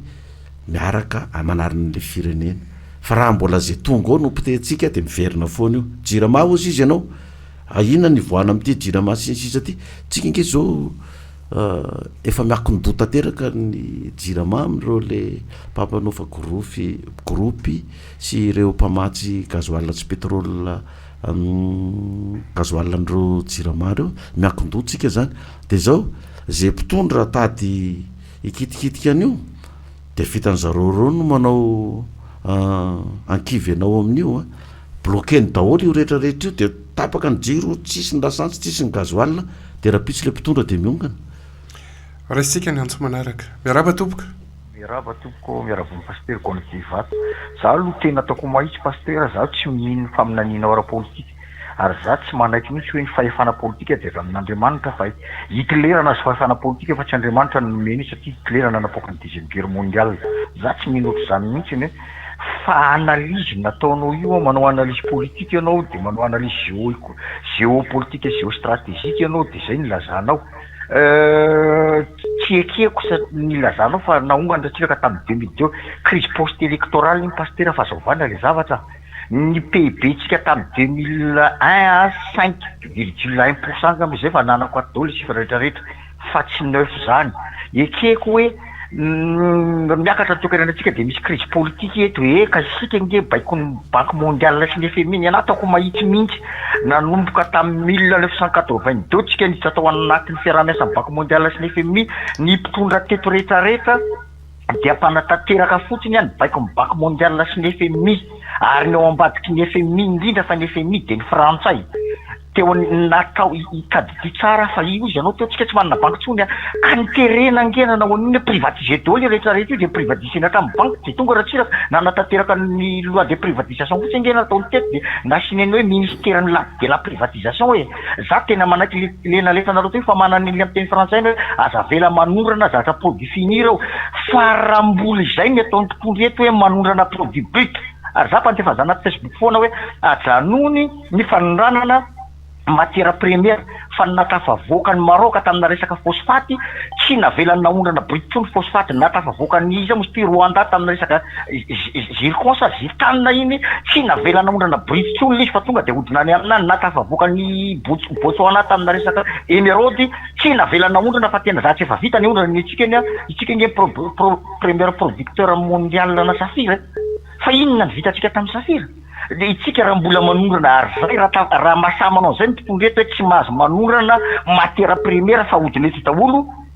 afaka io ary tsy voafetsontsika fa raha mbola manaraka mibaiko amin'ny banque mondiale sy ny FMI eto la ny andro hoe tsika menakavy na iza mpitondra eo sy tavavoaka velona amin'io Madagasikara saotra to saotranao tompoka tsy nametraka fanontaniana izy tsy nametraka fanontaniana izy hoe tsy noky le faminaniana za aloha teto tsy mbola niteny mihitsy hoe tsy maintsy minotsika fa miteny fotsiny aho hoe zay le faminaniana analizy ny andraisan'ny olona nlizy tanteraka lizy tanteraka zany le analizy faminaniana ny andraisan'ny olona lizy tanteraka lizy faminaniana zany izy ianao hoe tsy ekeko zao nefa ekeko indray zao izy ianao tofingeny fijeritsika sy bony gona banque mondiale sy FMI izy ianao mpitondra manaraka ny tanteraka amin'ny baikiny io tsy zay moa ny teneniko to zay nge nyresako to satria nahoana ny mpitondra raha vao tsy anaraka ny baikiny idiny ny robinet de ny mpitondra raha vao midy ny robinet miongana ho azy io ozy izy ianao hoe ratsiraka tsy ny vahiny nanongana azy fa ny fitondrany ratsiraka ny tsinety mariny zany milafiny anankiray fa tsy mahongana mpitondra napetraka ny vahiny zany tsika raha tsy izy ny manala azy eo na inona ho ataonao na inona izy ny nametraka an'io de izy ny manala an'io miaraba tompoka miaraba nareo to eny tompoka to eny tompoka miaraba ndapony ndrapenjy ny ano na inona ndapitandrina de za mahatsapa hoe manakely ny sosialy mbahoaka atrsaelona fanontaniako manana vao fatoroa ratsao zao kotrany manila ka na inona mba mio vao andreo tsy banque mondiale inona zany ny tena ahitanao tena aminao tandrina na moa ny pastera ny anako pastera tandrina ihany zay angamba amiraha mifandarana misaotranao somary tapatapaka ihany fefa misy azo raisina ihany ngamba menenatao ohatrany tsy azoko azoko tsara tao le neniko hoe manana vaolana ve anao amin'ny hoe banque mondiale FMI sy ny namany sy ny sisa za rehefa tonga amin'ny fitondrana vao mitondra le vaolana fa za nge raha vao miteny zao tsy mihaino ny olona lazay ny olona fa mpanakorotana sy mbahoaka lazainy fa zao fa za efa niresaka tamiko daholo reo mpitondra reo efa nanolotra vaolana ny zareo foana fa tsy mety am'zareo le vaolana tolotra satria tsy maro toerana azy amin'ny toerana misy azy le izy eo anatren'ireo vahiny raha vao manatateraka n'le vaolana atolotra araka le zavatra efa nresantsika teo iny raisina ny antso manaraka allo eny tompoko sotra rena tompoko na me fitenena eny tompoka faly miarabanao mpiandraikitra ny radio asema ary miarabana eny pasteur eny tompoka mayolina zao e ty miteny aminao ty pasteur ty lehibe tao automatsiatra tao misy atao nazoko ny diplômako rehetra de zao le izy andeha roa loha ny teniko eto voalohany indrindra aloha nisy mpanoratra malaza zay teto Madagasikara atao hoe maison de Andriamalala raha nanoratra izy de hoe am'ilay hoe ilay vohitonofy de misy tantara kely ao vohimazy zao hoe de ao foty sy ny olombelona mivadika ao biby lava mamantany kely apaster mavadatra ao ve nidikanyzany satria le olona tao zany saika olona naminaniny zany daholo ny fahalalako azy raha izay faharoa zay momba nyty resaka maky ty frantsay ty tsy hoe zany alergie amin'ny resaka frantsay fa za maniny de mba fataka le frantsay le tsy tokony ho ataontsika resabie loatsy zay ny ana aloha ny fahitako satria raha ara-tantara fa izy amono ny FMI le vainqueur ge zay nandresy tamin'ny deuxième guerre mondiale dolodolo no ina investisseur izy ary tsy mahagaga raha hoe Christine Lagarde no ina moa dire anan'izy io PDG n'izy io sa ino frantsay io ina moa ny ampagaga atsika an'izay ka vola be mitobaka eto amintsika solution ataontsika raha za mahita de hoe alao aloha iabanana zay manana trosa amintsika mba ahafahantsika mivoatra fa raha hatramin'izao aloha fahitako azy mbola tsy tafavoaka Madagasikara araka le teninao teo aloha hoe raha misy mitondra ka hanao zavatra de fa misy ndray reny miboty misabote misy ndray mifetsena ry misy ndray mitoitra ry zany ny zava-misy amin'izao fotoana izao ka za aloha fanontaniako leko anao de hoe vavalio kely ny aloha le fanontaniako voalohany taria de ty momba ny frantsay ty oka aloha mba hivaly io pasteur mba handeha tsara ny économie ny firenentsika sotra tompoko ao misaotra anao tompoka atsika teto tsy de firenena frantsay ihany nresahana fa nresakitsika ny amerikana nresakitsika ny frantsay nresakitsika ny russiana ny fampiresahana teto ny zavatra nazavaiko toa de raha ny eny tsara atsika zany de hoe diso adversaire atsika raha fitinina le izy hoe tsika samytsika ato no mifamely fa ny tena fototra mampahantra atsika tsy hitaritsika tsy hitatsika ka lasa mahazovahana ny vahiny tsy manometsina ny vahiny raha miteny an'izany satria samy mijery ny tombontso ny firenena io de samy miaro ny tombontso ny firenena io ka raha miteny anao aza resahana ny frantsay sy ny nama sy ny sisa tsika nge raha miresaka ny frantsay araka ny teninao to tokony manana politika mahay mifandray am'ireo firenena vahiny-reo ny mpitondra atsika zany ka mba mijery mba ny tombontsoantsika am'izay fa hoe mba fanahasy tombontsoa nareo zany hatram'izay ao anandray any mba hijerevana ny tombontsoanay firenena malagasy fa tsy hoe de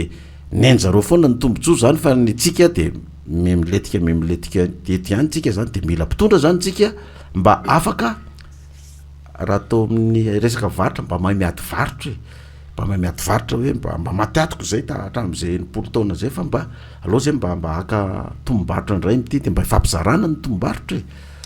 miaraba tompoka salama tompoko eny tompoka raha falomanana tompoko miaraba anareo eny tompoka ny andray analisty pasteur raha ny zavatra miseho tsy ho lasa firenena malagasy mihitsy anao na hoe nanahiny laza aloha de mety frezy iny moa ny raha nahiny tsisy na inona na iny niezaky anao 2018 ny latina 10 alina ny vato azonao roa misy 10 alina vokatry ny précocé reny ny tianao précocé na 10 alina ny reny ka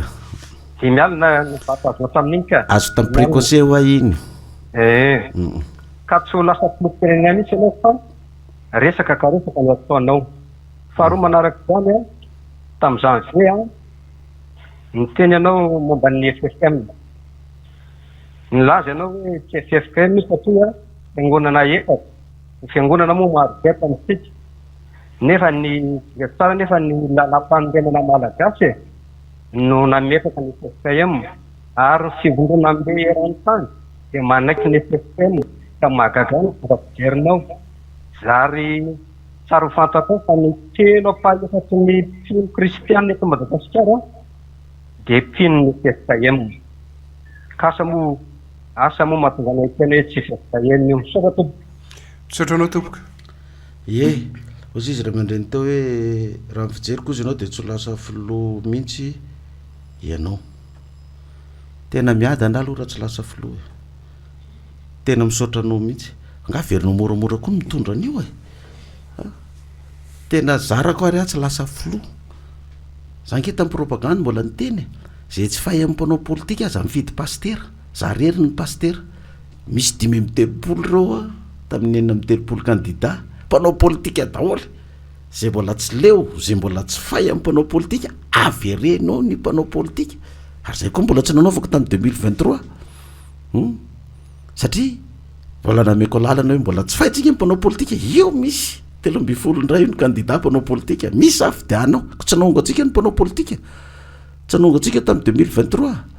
dikan'izany ianao aza matahotra ary aza miay hafa zarako ary za tsy ho filoha-pirenena araka le teninao ndresanao hoe FFKM ozy izy ianao hoe tsy fiangonana za tsy niteny an'izany fa zavatra nazavaiko natao hoe FFKM aintsonao raha diso fiombonany fiangonana kristianina eto Madagasikara za manontany ianao firy ny fiangonana no meny fanjakana alalana ijoro ara-dalàna eto Madagasikara efatra sa mihoatra ny efatra de zay zany no mataoko hoe raha ohatra ka fiombonany fiangonana kristianina eto Madagasikara ny fanalavana ny FFKM de tokony tsisy zokony zandrina fa tokony kristianina daholy FFKM daholo zany fa zay moa tsy mety amintsika ao anatin'ny mpiambina ny FFKM de tsika ihany ngeny mizara roany io fa raha za manokana zao tokony tsisy an'izany fa rehefa fiangonana kristianina de zay fa raha ohatra ka hoe tsy tambaran'ny kristianina rehetra ilay FFKM de tokony atao hoe fiambonan'ny fiangonana kristianina efa tota na izy efa tota amin'ny maha-ela azy na izy efa tota amin'ny maha-efatra anazy de mitombona tsara izy am'izay. Miaraba tompoka. Salama tompoko. Eny tompoka. Miaraba ny radio FM de miaraba ny teknisiana, miaraba ny vahoaka malagasy ny Arthur avy aty Ambilibe no miantso, miaraba manokana ny pasteur Mayol. Salame. Tena ela ny andrasako anao pasteur Mayol fa te tafatafa aminao zahay. Dony izy raha nanaraka ny faminaninao zay araky ny teny hoe mpaminany ianao de lasaka olano filoham-pirenena ianao rehefa misy filoham-pirenena anankiroa aorinan'ny président Valmanana de lefa filazanao azy ina président Iandry Rajoelina de ina président Hery Rajaomampianina. De hoy zany hoe raha mbola reo président anankiroa reny mbola olany président zany io tsy olany président mihitsy ianao fa rehefa tsy olany président tsony Iandry Rajoelina sy Hery Rajaomampianina de enao no filoham-pirenena. Zay faminaninao zay ny filazanao tamby radio zay. Rehefa manao analyse politique nefa ny tenako Iandry Rajoelina valo de fa disparu zany amina. Hery Rajaomampianina de fa iny nivatiny tamby 2023. Mazava ho azy zany raha faminaninao tanteraka de na tianao na tsy tianao de tsy maintsy anao zany ny président manaraka eo. Satria raha ohatra misy président hafa zany olany amizao fifidianao avy zao de dika zay mandainga na mavandy ianao tanteraka amin'ny faminaninao. Iny aloha faminaninao to amin'ny 2013 efa tsy tanteraka. Fa raha faminaninao zany no zoina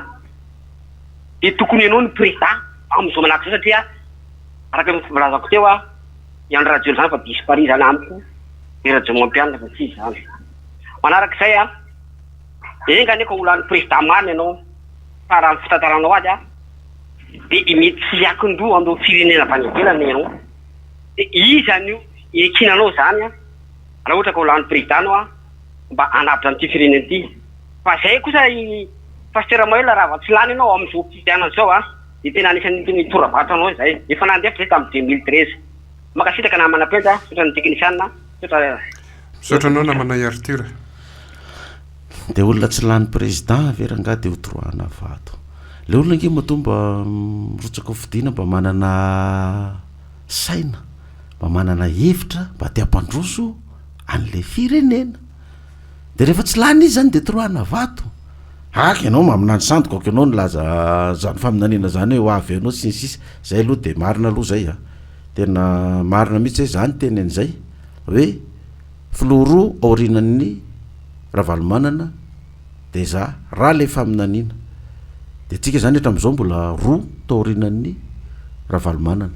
satria ty fanjakana misy am'izao fotoana ty zao mbola nilaza fa hoe mbola intérim zany hoe mbola fitondran'ny Rajoelina zany ty entiny ty raha intérim no nilazany zareo azy dikan'izay raha le faminanina zany de zao raha ohatra ka tsy mbola za zany no iverina eo de na Andry Rajoelina miverina eo na Hery Rajaomampianina miverina eo raha ohatra ka tsy mbola za de zay nampatonga ny Rajoelina mbola lany tamin'ny 2023 iny satria anatin'ny cadre ny faminanina izy zay tsy nalany ny siteny tamin'ny 2023 satria siteny zao raha ny tokony izy no lany fa tsy tafiditra anatin'ny cadre le faminanina izy de tsy lany. Donc raha mandeha zany le zay élection manaraka sinsisy eo ka raha tsy za zany tonga ao araka zay teninao zay de anao milaza hoe tsy iverinao Rajoelina tsy iverinao Rajao de faminanina koa ny anao zany de miandro ko tsika zany hoe raha tsy zany tonga ao de olo-kafa fe zany ny tonga ao fa tsy tonga ao Rajoelina na Rajao no Rajaonarymampianina no miverinao. Bon io moa zany samy manana ny fiheverany azy ny olona de ozy anao ianao tokony ianao no eo za aloha de efa averiko za tsy tomany no tonga eo zany fa rehefa Andriamanitra no manao an'izany tonga eo foana na iza ino na iza tsino raha fifidianana na tsy fidy ary ny apokalypsy rehefa za no apetraka Andriamanitra ao de tonga eo fa rehefa tsy apetrany eo ino no azoko atao am'izany. Miarahaba tompoka. Allô? Allô, minaona tompoko. Eny tompoko? Salama. François Batiasady ihany. Eny tompoko? Ono marina tena marina le analizy ny pasteur. Ary zay mihitsy ny tena lalana tokony hidana Madagasikara. Tsara le olona mihitsy fa manakena be patrana izy. Satria mba sy tao amin'ny pasteur. Aby raha pandriko mety mino aho fa ianao mety ho lasa filoham-pirenena miaraka amin'ilay DKM mampamisaina miaraka amin'ny Edouard Tsaramena tompanohatra ao amin'ny assemblée ry izy le mivavaka ry 93 point no an'olon-tsaina sy karazana mety ho tavavoaka eo ty Madagasikara ty ary mino aho zakio pasteur fa tsy maintsy misy fomba mpanakena anao fa raha mbola reo mpitondra reo tsy tavavoaka ty Madagasikara ty amin'izay koa za tsy misy miparty gauche sy miparty droite tsy ho tavavoaka misy ty Madagasikara ty sodra betaka anao zakio zany fa fananana fotsiny fanamariana fotsiny azakizy zany anao naza manaky azakizy raha hoe sekitra lany aza mirarany zany sodra betaka anao. Sotranao tompoka. Tsisy fanontaniana moa ny azy fa fanamarina mba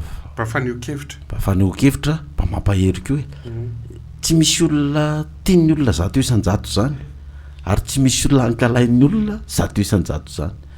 fa ianao zany raha manao zavatra ianao na milaza zavatra de misy mihaino foana iny misy makasitraka iny fa tsy maintsy misy manohatra misy tsy makasitraka an'iny zany hoe rehefa tsy tian'le olona ianao zany na mety ataonao na tsy mety de ankalainy foana ianao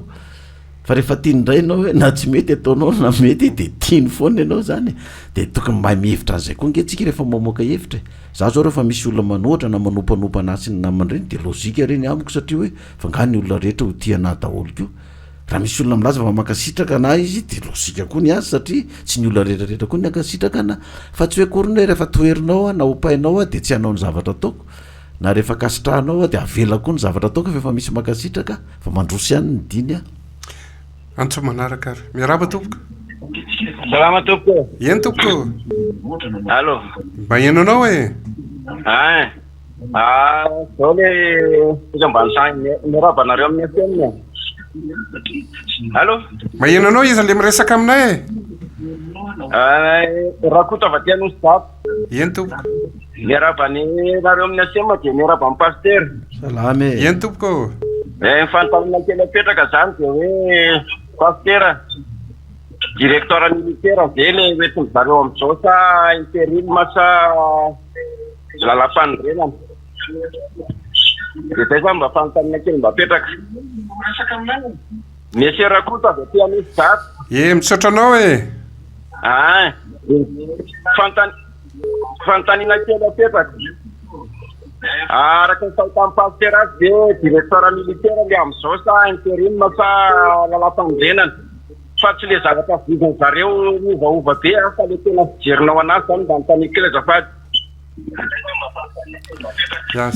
Enary voaraila izy raha ohatra zany directoire militaire raha na tetezamita no natao de ny ravana daholo ny androm-panjakana rehetrarehetra ravana ny ravana ny ACC ravana ny Sénat ravana ny solombavam-bahoaka de ravana ny gouvernement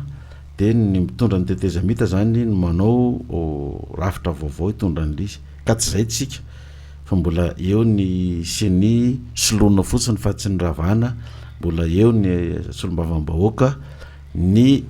Sénat lany mandat de ny janona de ny gouvernement mbola io nitsangana io a dikan'izay intérim zany tsika raha izay zavatra misy zay no ijerevantsika eto Madagasikara zany. Miarahaba tompoko.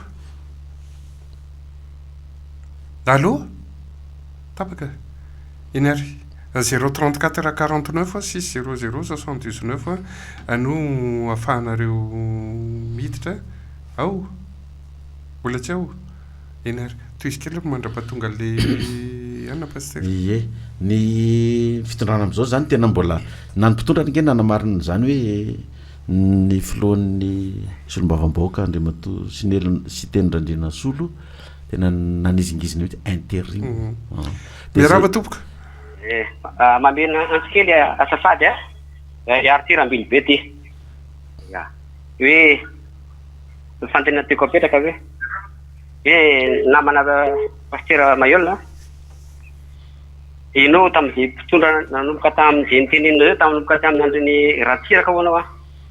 tsy ary mbola nahitanao misy any hoe pasteur Mayol na toerana tamin'ny fitondrana na iza ny fitondrana andimy teto de fantenena petraka hoe inao ve natsony mpitondra hiara-iasa aminy satria na hoe nangataka toerana ve nefa tsy nahazo de fantenena petraka fa ny zavatra henoko aminao foana zao de mitabataba amin'ny radio foana fa tsy ary metako hoe nandrara tamin'ny nanampy mpitondra zany amin'ny tamin'ny fitondrana fantenena tsotra zany zay misaotra tompoko. Misotranao tompoko. Tena marina mihitsy le teniny se hoe tsy mbola nahazo toerana. Za aloha tena sorako mihitsy Andriamanitra tsy mbola nahazo toerana satria raha nahazo toerana de mety hitendray nareo hoe ianao nefa nahazo toerana tao fesan'ny tompona ndraikitra nampahantra n'ity firenena ty tena mbola tsy nahazo toerana tsy mbola natson'ireo mpitondra reo koa zay hoe ndao mba hiary asa ianao tena efa nangataka ve zany ianareo zay aloha zany tena marina zay ny antoko politika de efa nanomboka tamin'ny fitondrana Rajoelina sy tamin'ny fitondran'ny Hery Rajaonarimampianina iny satria hoe nantoko politika ianao de zareo nangataka hoe mba toandro zay sy ny sisa de nanoana an zareo tokoa fa rehefa lany zareo tsisy ary nanome toerana nandrairana nangatahana de ina moa zany nazonao taoko zay koa tsy de hoe rehefa tsy mena toerana de andeha anohatra n'izay fitondrana mipetraka eo fa manaiky fotsiny zay hoe rehefa tsy mena toerana de mangino zay zay zao tsy nomeny fitondrana teo toerana mihitsy de izy no afaka ilaza hoe firongony zay ko zay ary tsy nomena toerana ataoko firongony ahoana zay. Miarahaba tompoko. Tapaka. Iny ary afaka mamerina miantso 034 49 600 79. Miarahaba tompoko. Miarahaba tompoko. Eny tompoko. Saka metaka fantany. Iza le miresaka aminay? Avy aiza ianao miresaka aminay? Eny tompoko. Amma pasteur nazy mampiandry reny namba tolokely efa nomeny manotolo reny de raha teny nanaraka nytolo reny amma pasteur anao tolory anao sy tokony anentana nykarte avoaka ibebaka sika ho an'ty fity angataka tanandro anao sotranao tompoka. Tokony nanentana ny vahoaka ibebaka zany angefa fa zavatra efa firesaka foana zany any am-piangonana zany de eto amin'ny radio moa ty tsy resaka fivavahana zany fa resaka raharam-pirenena no atao eto de fanentanan'ny olona ibebaka zany zavatra efa manao daholo ny fiangonana rehetrarehetra de ho an'ny olona izay tsy makasitraka de raha vao miteny hoe mibeba nareo de izy miteny hoe ela aloha mibeba fa tsy zay no teren'ilay ibebaka eto fa ny olona zay makasitraka indray de miteny misaotra pasteur fa tokony ibebaka tokoa le olona zany ka zavatra tokony atao zany marina ny anao hoe tokony entanina ny olona ny ibebaka fa angamba tsy vitako zaharery no anentana ny olona ibebaka fa tokony manao daholo ny fiangonana rehetra. Miarahaba tompoka. Allô? Salama. Efa tafiditra ianao a? Allô? Lasa indray izy. Efa tafiditra le namantsika teo de lasa indray izy. Fa isika ny antso manaraka. Miarahaba tompoko. Allô? eny tompoko ny habany vahiny dia mihabany mpanolotra zavatra fanontaniana tiako ampiatrana avy aiza anao miresaka aminay avy aiza anao miresaka aminay le hoe resaka hoe alabato de tsotra apetaka afiseny isaky ny fokotany ny voka-pifidianana de avy eo alefa eny amin'ny commune de rehefa vita any amin'ny commune afisena any amin'ny commune zay vao alefa any amin'ny district ka zay zany misy miteny hoe alabato efa tsisy tsony zany ny alabato satria azo enjehana le mitondra ny vokatra raha vao tsy mitovy amin'izay ny afasena teny amin'ny fokotany sy ny tany amin'ny commune amin'izay fotoan'izay misy any manko miala ilany amin'le hoe tsisy midirany le vokatra tondrany aminy de noho izany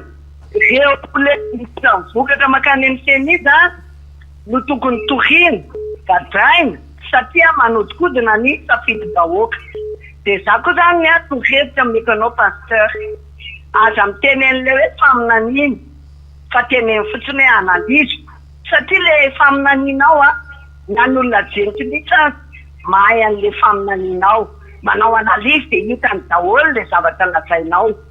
fa aza miteny tsony hoe faminanina fa amin'ny mamaolona mihitsy aza tena pasteur de zay no analizy de samy mandinika ze lazainao ny olona fa zay no mahatonga anao le lasa hoe famita vahoaka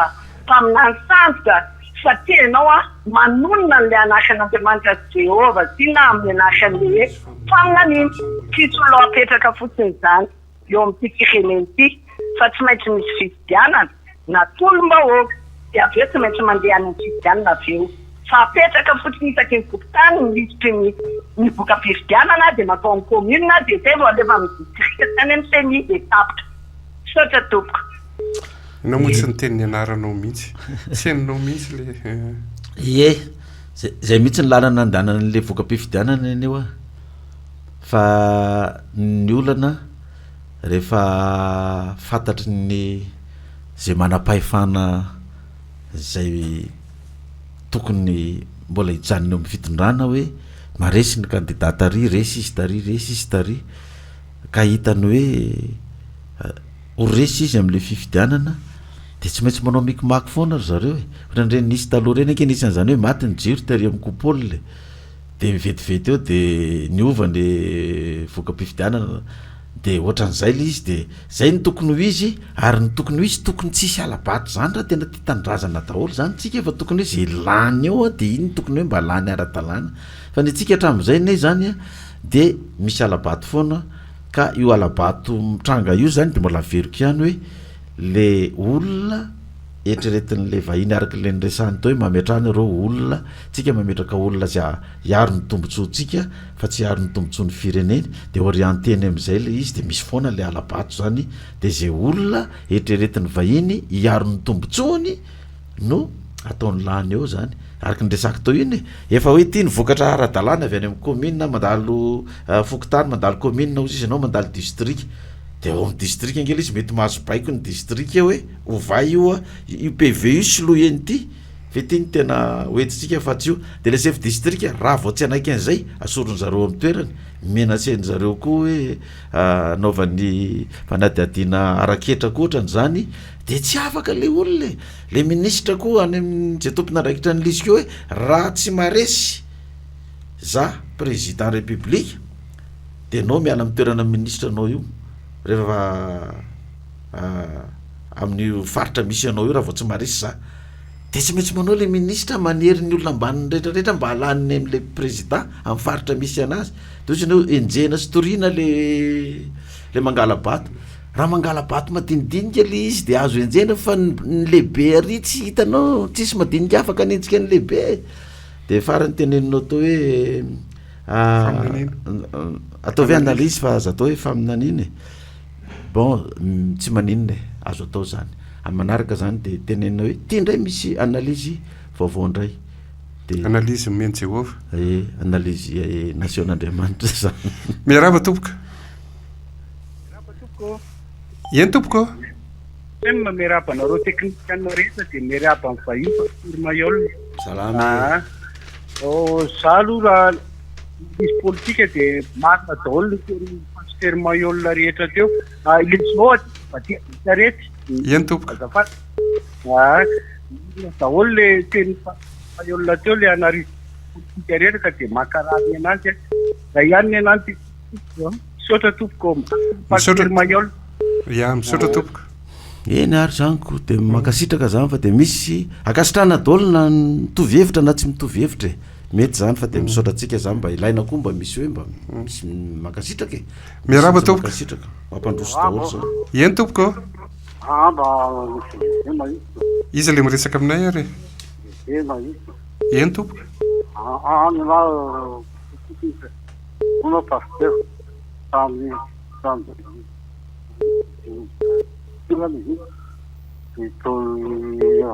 Tanana tompoko zany kazo mivangy rekofia amin'izany fa manaraka an'izay raha tena eo n'Andriamanitra aloha ka Andriamanitra marina fitekaolanao aloha satria antony tena mandeha fosiny Andriamanitra tekana aloha dia petraka aloha afidy aloha tsy safidy nefa vaty farafotraka ty Andriamanitra ny manombokanao io paoza ataonao io afahoranao na fanjakana reny petaka tsara iny azo mangala basy foana iny rehetra izy tenao Misaotra tompoko. Kay be mave afaka milasa zany fa ny fividianana teto hatramin'izay dia tsisy alabaty mihitsy fa dia madio mangarahara tena tsisy pentina mihitsy fa dia lany ara-dalàna daholo ro le filoham-pirenena lany teto reny fa dia tsisy mihitsy ny alabato. Ka raha tsisy ingeny ny alabato tokony tsy ahongan'ny olona koa reny. Mahatonga le président zany ahongan'ny olona teoriana misy le majorité silencieuse ankilany eo fa mbola misy koa ny alabato fa tsy le tena safidim-bahoaka mihitsy io nalany azy io. Na za zao raha ataoko anao hoe raha za tao hoe mirotsaka hovidiana ka alabato no malany anahy eo na ianao io tsy ela koa anao dia ahongan'ny olona ao koa satria manatsiny mananjiny le fahamarinana nefa ianao mangalatra. Miaraba tompoko. Rahateo asema. Izy indrindra tompoko. Yes. Mafiresany io e. Eno ahy. Afaka apetrao ny fanontanianao e. Ny zavatra tiako lazaina zany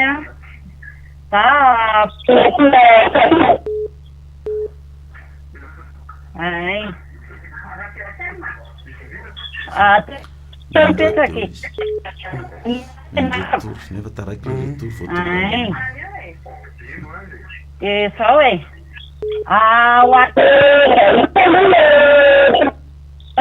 Ny apocalypse zao. Andriamanitra ve mandany.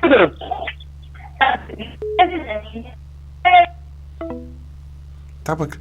miandry le retour izy dia aloha raisitsika ny antso manaraka. Miaraba tompoko. Allô? Eny tompoko. Apetrao le fanontanianao e. Mbola le retour tamin'le anona teo no eny fa mihaino ameo toromarika izy raha vokatra. Vao tafiditra zany tsika le miditra telefônina dia tonga dia mitenena fa aza mihaino radio. Aza mihaino radio fa tonga dia mitenena. Radio fotsiny miteniteny foana eo. Nareo mihaino radio dia nefa le izy lavitra be dia eny tompoko. vita le resaka. Allô? Miaraba tompoko. Ye salamo. Eny tompoko izy miresaka aminay. Ina vadia. Allô? Maheno anao? Fa le na kely le resaka teo dia inona saika le na automatique dia le resaka biby lava tsy haiko moa nanontaniana le momba dia izay zany mba tiako tsy mivaliana pasty. Ay ve. Ia. Sotranao tompoko. Ny tian'le olona tsindriana le hoe mivadika biby lava zany dia hoe za Pasteur Mayol mivadika biby lava. Zay nge ny tian'le olona ho resahany amin'ile hoe automatsiatra hoe fiaviana hoe raha be ao fotsy sy ny sisa samy manana ny tantarany daholo eny ny ny foko tsararay avy ny fieviny tsararay avy zany de misy ny samy manan-tantara ty taranaka Vatsimba, ty taranaka Andrina, ty taranaka Hova, ty taranaka taranaka Ravokatra, ty taranaky ny filoham-pirenena zao, ty taranaka de reny fiainan'ny olona reny vie privé-ny olona zany reny ngamba tsy de fahendrenany de resaka an'izany hoe mivadika amin'ny biby lava sy ny sisa maheno tokoa fa misy foko betsileo hoe le efa maty le olona zany de mivadika fanano moa ny resany zareo anazy fa za aloha mbola tsy nahita fa resaka mandeha fotsiny hoe mivadika biby lava sy ny sisa fa raha za le lazany olona hoe mivadika biby lava de zao mba zavatra mahagaga anahy de ianao ve rangahy de olona anatin'ny fandrosoana zao de mety fitahan'ny olona am'izany de mino amin'ny resaka ohatr'izany de raha iteny azy hoe za rehefa nivadika hippopotame de nisoratra to mivodin'le hippopotame hoe apocalypse de ino an'izany koa ianao ve mba asokafo le fijery fa de mba zavatra mba tokony mba azo eritreretina inona fa tsy de zavatra sala am'izany. Miaraba tompoka. Allô? Miaraba tompoko. Eny tompoko? Frederika Yana Vetitos tompoko. Eny tompoko. Eny fanontaniana apetrako amin'ny ray aman-dreny pastera dia volana janvier izy no nandefa an'le faminaniana fa isy firenena vahiny andeha amina korontana neto amintsika. Nefa raha ho an'olona manara-baovao sy resaka géopolitika maneran-tany dia tamin'ny desambra dia efa nisy mpanao gazety vahiny laza fa misy miaramila frantsay sy rosianina tafiditra eto amintsika. Raha izay fanontaniana faharoa dia eo amin'ny resaka hoe firotsahana eo amin'ny resaka hoe hipetsahana ho filoham-pirenena zany hoe efa mahafantatra io ray aman-dreny pastera io fa tsy atopisana le resaka voka-pifidianana eto amintsika nefa ahoana moa zany mbola irosoany hoe irotsaka filoham-pirenena de ao anatin'izay zavatra zay nefa de Andriamanitra ve nametraka faminaniana ho anazy hoe filoham-pirenena anao de mbola tsy efa fantany ve hoe amin'ny fotoana ohatran'izao fa mbola ila fakafakaina koa zay zavatra ataoko angambany fa tsy tokony hoe fakafakaina amin'ny 2023 na amin'ny 2000 ohatr'izay na 2013 fa tokony hoe rehefa apetraka ianao de tokony hoe efa fantanao zay hoe eto ianao no mipetraka. Ary indrindrandrindra ny zavatra entina andraisen'ny lahatra ny olona amin'izao fotoana izao dia le resaka hoe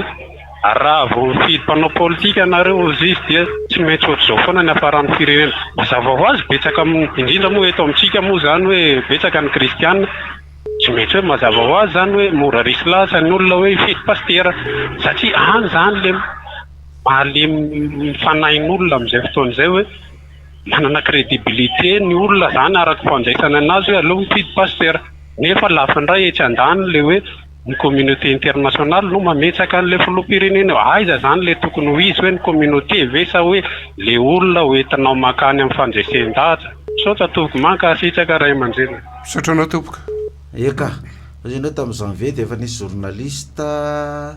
nilaza fa misy miaramila rosianina tonga teto mety marina angamba zany fa tsisy mbola sany laza kosa hoe anonga-panjakana zany za ihany nge sany lazany zany de ndao taoko hoe araka le teny madama teo zay tenenina hoe faminaneny fataovy analyzy za ihany nanao analyzy hoe isy firenena vahiny tonga eto anonga-panjakana lazao ary zay samy laza fa diso zay ka tsy tanteraka zay analyziko zay raha ohatra ka diso zay de tsisy olona nigadrana hatram'izao ary tsy nisy vahiny tonga teto amintsika raha izay ianao fa izy ianao tsy tokony efa mahafantatra hoe ho tonga aoko manindra raha tonga de tenenina fotsiny hoe tonga ao fa tsy hoe asiana hoe daty saosy azavaina de ohatrany hoe mandresiresy lahatra n'le olona eny ka fanazavana tokony atao ihany ange zany fa raha ohatra anao tonga de miteny hoe za zao filoham-pirenena am'izao de antany olona azavao meompirofo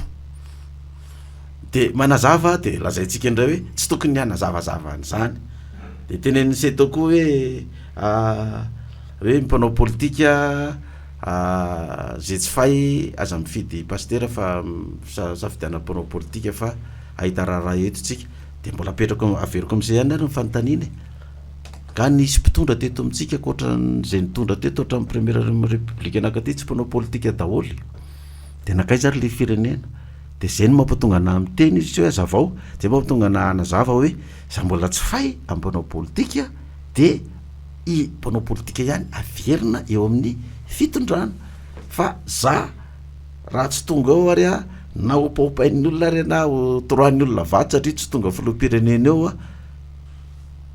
zarako ary hoa tsy filoham-pirenena satria tsy mora mitondra firenena fa tsy sizesizesy tan'izany hoe maikamaika filoham-pirenena fotsiny ianao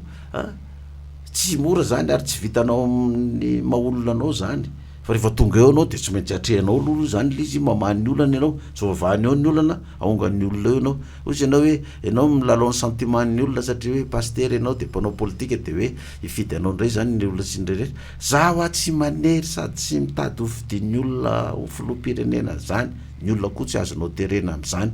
hoe ampangotsoanao ny olona de rehefa tsy le mpanao politika de mifidianana paster de zay vitsy afidianany olona ianao fa ianao raha tsy ny vahiny mametraka anao ianao tsy tongeo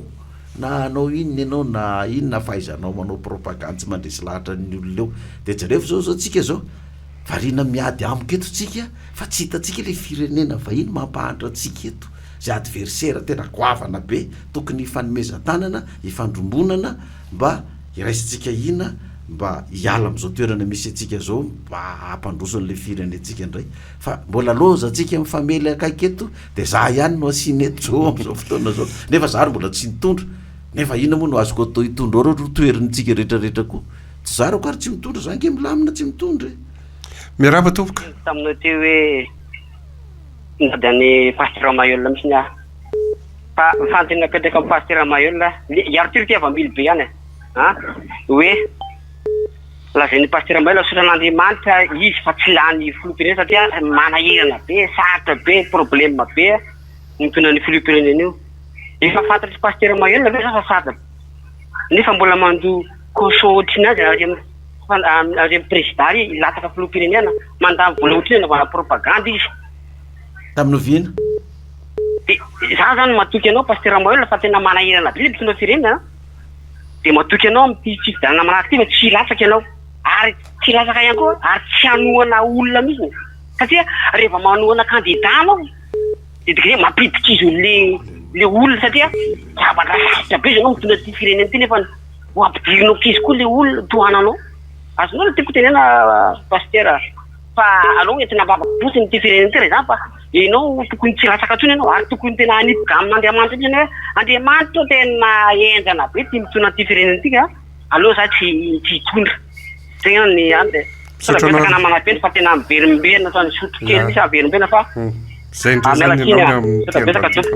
iary ty raha mbily be satra mbily be za volagna aminao tsara be izy koa anao tsy mirotsaka ho fidina anao koa tsy lany kofa efa tsy lany donc anao ke resiko tsara be koragnanao zegny anao pasteur Mayol aza milatsaka ke ry zay zegny mbo sitraponao mbo mahafalifaly ny fonao zegny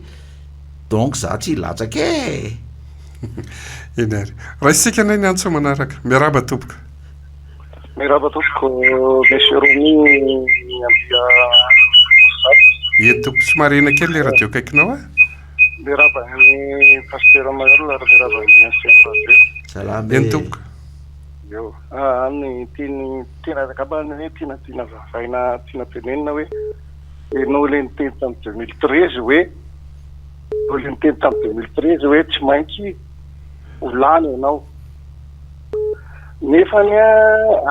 ny tena taminao zany avy amin'Andriamanitra le izy hatramin'izao nefa ny ianao tsy lany ny alabato ny teneninao tsy malary ianao nefa ny ianao ny teny Andriamanitra faminaniana avy amin'Andriamanitra ka ny tena tsy mazava amin'ny olona le hoe faminaniana avy amin'Andriamanitra ve mandanga zany Andriamanitra ny teny anao nefa ny ianao tsy lany de mandanga ve zany Andriamanitra manome faminaniana anao hoe volany ianao amin'ny 2013 volany ianao amin'izao sotratreta pasteur Mayol sotranao tokoa tena tsy haiko sy na mbola zaza tamin'ny 2013 na efa lehibe za tsy niteny hoe tsy maintsy ho lany amin'ny 2013 fa tany amin'ny 2000 ny voan'le faminaniana tsy haiko ianao firy taona tamin'izany hoe rehefa tonga ny 2003 dia manisa 10 taona dia afaka 10 taona dia ianao no filoha-pirenena fa mbola misy mpitondra roa aorinan'ny filoha Ravalomanana dia zay nge zangany rotsaka tamin'ny 2013 zange tsy nanao 2013 dia efa nazavaina foana zany fa itsika mako taloha zany tsy nieno ahy mihitsy fa zao tsika vao mieno ahy dia tsy nahino an'ilay fanazavana taloha dia ohatra nyreraka be mbola merina an'ilay fanazavana foana hoe inona moa le nitranga tamin'ny 2013 maninona moa ny élection 2013 raha ny tokony hoe tsy tokony hirotsaka anie za firy ny karana sinoa tonga tao amiko tao nitondra miliara hoe tonga miteneninao terapasy tonga dia anohananao zay teneniko zany ary filohan'ny rajoela sy filoha rajonarina reny hoe fa ohatra zany ke ty règle de jeu ty raha vao hitandra hoe filoha-pirenena dia efa tonga afany zarao tondrany vola amina miliara hoe fiaraha-miasa dia za tsy nanao dia saiko voaompandray enina koa ary tiako efa ianao milaza hoe hitondra 2013 dia mitombe 2013 ny élection dia tsy hanao ndray ianao dia efa nazavaina foana zany ny antony tsy nanaovako satria le fanazavana le analyse le faminaniana nataonay ny diso hoe après 10 ans afaka 10 taona vao hitondra fa tsy hoe korony hoe 2003 plus 10 de 2013 dia zay tsy nirotsako fa raha olona raha teo filoha-pirenena fa za tsy efa nanao tamin'ny 2013 satria nitombe 2013 ny elizy dia manino izy anao tsy lany ianao hatramin'izao zanga nanao tamin'ny 2023 zange tsy nanao tsony dia hoe andeha indray ny élection ty sy ny namasinsisa dia mbola za fa fantatro zany io fipetra fametrahana olona io ka raha hitako hoe za no apetraka dia manao fa raha fa tsy za no apetraka dia fa tsy manao na isinao na isinao manatanteraka ny teniny ambily be hoe anao aza mirotsaka tsony anao pasteur miaraba tompoka miarabanao sokompanao gazety miarabanao pasteur gavidakila ty manaritsoa eny tompoka eny moa zany dia ena zany zay le hoe mitady hevitra tsika zany firenena zany mijereny fa tsy hoe za tsy hoe pasteur no tsarainy eto na any no zany fa lasa oity zany mifandehany fa mihahita nytoy eny eo fa ny ena tonga dia vahaolana ny baiboly any ny ena no etiko hoe zao rehefa lahatra amin'ny boky teny fiainana io raha vao tsy hampiaritsika io ao anatin'io zany ny vahaolana fa miankina amintsika ihany io ao misy hoe tsy mahefa na inona reo raha vao misaraka amiko ao koa misy hoe mifakazara amin'ny tsy to dia hiadanareo miadana vetsika zao sambatra ny firenena zay manana Jehova na zay etsotsika azy le pahary ho Andriamanina dia tena fototr'olana eto dia io laïcité de l'État io aza manositsika fa na iza mitondra io zao misy mpiandro io na mpiandro na pasteur na inona mitondra eo na iza na anao angary le fanontaniana raha namana Davida kely apetraka olona tezitra izy ho fa mbola mamindra fo tsika nge le fanontaniana raha satria efa mitapitra ny fotoana tsy manery dia manino tsika raha vao menatra anareo izy dia menatra anareo manino tsika tsy misafidy isinoa zao fera d'etre boudiste any anazy bouddha iny dia iza ny tsika firenena kristianina ve tsika tamin'ny musulman io zao dia ary zao misy manao iny filiany sinoa be normal izy raha manaoko ny musulman manangana isaky ny quartier satria laïque fa mila misafidy tsika hoe nenay ary za mino fa maresy ny kristianisme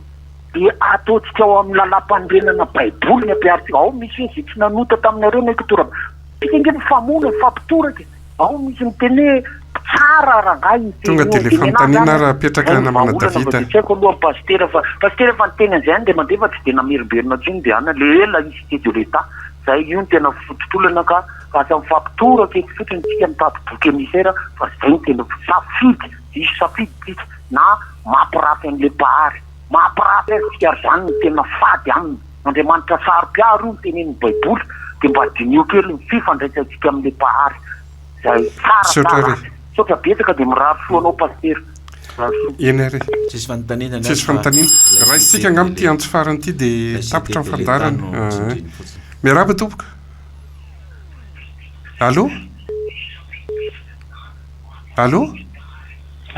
eny tompoka efa tafiditra ny ianao afaka miditra efa hiditra efa tafiditra ho allo eno mbola tsy mandeha direct izany fa mbola mitenena ianao fa efa tafiditra e mba miatoromarika kely izy raha vokatra ay fantanina petraka monsieur Victor zany efa tsy ilafy ity mahena tsy ilafy ianao nama dia tena ela be vao tafiditra ny fantanina mipetraka zany dia hoe ahoana ny fanalavana ny FFKM raha mifandiniako azy dia zao fiombonan'ny fiangonana kristianina malagasy ny mampalahelo anefa dia zao fiangonana 4 ihany no lazaina fa FFKM dia zany efa mahita fa amin'ireo fiangonana zandriny be dia be ireo mety misy olona manatsaina amin'ireo manampalalana afaka mba atao hoe iasan'ny fanahy masina ihany koa ahafahana manatanteraka le fotoanan-doham-pirenena zay zany ny tena mba tenenina ho anay vahoaka zany satria mijaly loatra le vahoaka zany amin'izao fotoana izao indrindra ny vahoaka malagasy dia mandinika an'le hoe FFKM zany dia hoe fa maninona no fihezina amin'ireo fiangonana 4 ireo ihany le FFKM dia mba mangataka zany zay vahoaka rehetra eto Madagasikara hoe amboary io lalàna io fa ireo fiangonana zandrany ireo dia tena manompo an'Andriamanitra ireo izay ihany mba teny atipy zay dia mba miovaliny hoe inona marina le FFKM misaotranao ary iny ny antso farany raha vokatra tena efa nangalatra fotoantsika pastera satria taratara kely ho fanomboantsika teto tsy nasiana hira fanomboana mihitsy ary noho izay fataran'izay fa dia sady mamaly andreo no pastera no ny amezantsika izay voalaza zay ny le namana Victor ny lafi tao ngamba mety tsy nahay ny fanazavana hatramin'ny voalohany fa efa nazavaintsika tao le FFKM dia ngamba tsy verenina tsony satria lasa fotoana lany fa raha ohatra ka hoe mila fanazavana mikasika ny FFKM izy dia misy rediffusion ty dia mba raha alina amin'ny 12 sasany miverina dia avy mihaino an'ity dia mijery baolina mbola mety andeha amin'ny radio mandeha fanambarana mbola mandeha ko ngamba ty talata arivany zany rediffusion dia meno tsy verenina tsony le fanazavana satria fa lasa le fotoana ny amaranako anazy zany dia ty hoe tsika hoa aza diso adversaire ka hoe lasa pastera Mayolina tsy président indray no antoka mampandroso an'le firenena ka dia aleo zay no volosina rehefa pastera Mayolina no miteny zany tsy président am'izay tsy lany hatramin'izay fa nakaiza le firenena ary nandroso ve na aiza le voaka malagasy mba tonga amin'ny etaetapony tamin'ny hetsy bahoaka zay nataony nanonganana zay mpitondra rehetrarehetra tao 13 mai ve le vahoaka malagasy satria tsy pastera Mayolina no tonga amin'ny président no filoham-pirenena raha tonga filoham-pirenena zay zany ny sitrapon'Andriamanitra dia izy no anao zay fomba rehetrarehetra anapina sy mivoaka malagasy anarenana n'ity firenena ty fa raha tonga filoham-pirenena koa raha nyresaka tao hoe ny adversaire atsika ny tokony jerevana mba ahafahantsika mihoatra zany tsy midika akoriny hoe iononona foana eto ny firenena malagasy fa tsy ifandray amin'ny firenena vahiny fa na tamin'ny andro ny zanak'Israely aza ny zanak'Israely na dia atao hoe firenena anankiray firenenan'Andriamanitra mbola mifandray tamin'ireo firenena manodidina vahiny ihany izy niara-ny asa tamin'izany ka tsy isy firenena afaka minononom-poana zany raha miresaka andreo firenena vahiny ireo tsy fankalana vahiny fa tianome fijery amintsika malagasy hoe jerevone ny fitiavan'le vahin'ny tanindrazany fa ny fanangejana anao sy ny fanaovana anao zanatany no azahoany tombontsoa ho an'ny vahoakany sy ny fireneny dia tazoniny zay ary tsy miady atrano amin'izany izy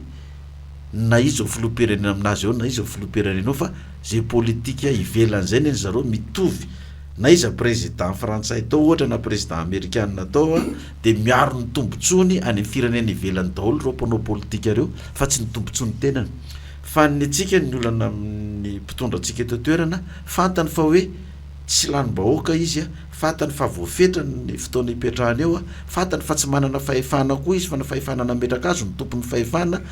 dia io fotoana hipetrahany eo io anana ararotany zareo anangonany zareo arak'izay tratra ny arena zay azony angonina rehefa miala eo izy de milamina de tsy manometsiny andreo mpitondra reo satria fatany ko zay hoe eo zalahy ty toerana tsy hipetrahana ela fa ndo inana arak'izay tratra aloha fa tsika nkera tonga eto ary zavatra tsy ny fahamarinana tsy ara-dalàna ka de inana arak'izay tratra aloha de rehefa miala eto de fomba misy atao zay de zany mampatonga mpitondra atsika manao an'zany zavatra zany ka izay ny tokony hojerevantsika hoe inona ny tena zavatra fototra antony mampahatra atsika de samy mamoaka hevitra daholo tsika misy nendry lazara zafiarso zao de tena marina anazy ny lazany hoe rafitra ny tena problème marina mihitsy zany hoe rafitra ny tena problème eto fa ianao anova rafitra fa le rafitra amin'ny fifandraisana ny ivelany zay mbola mibaiko sy mamatotro anao zany ny tokony hojerevany hoe ahoana ny fomba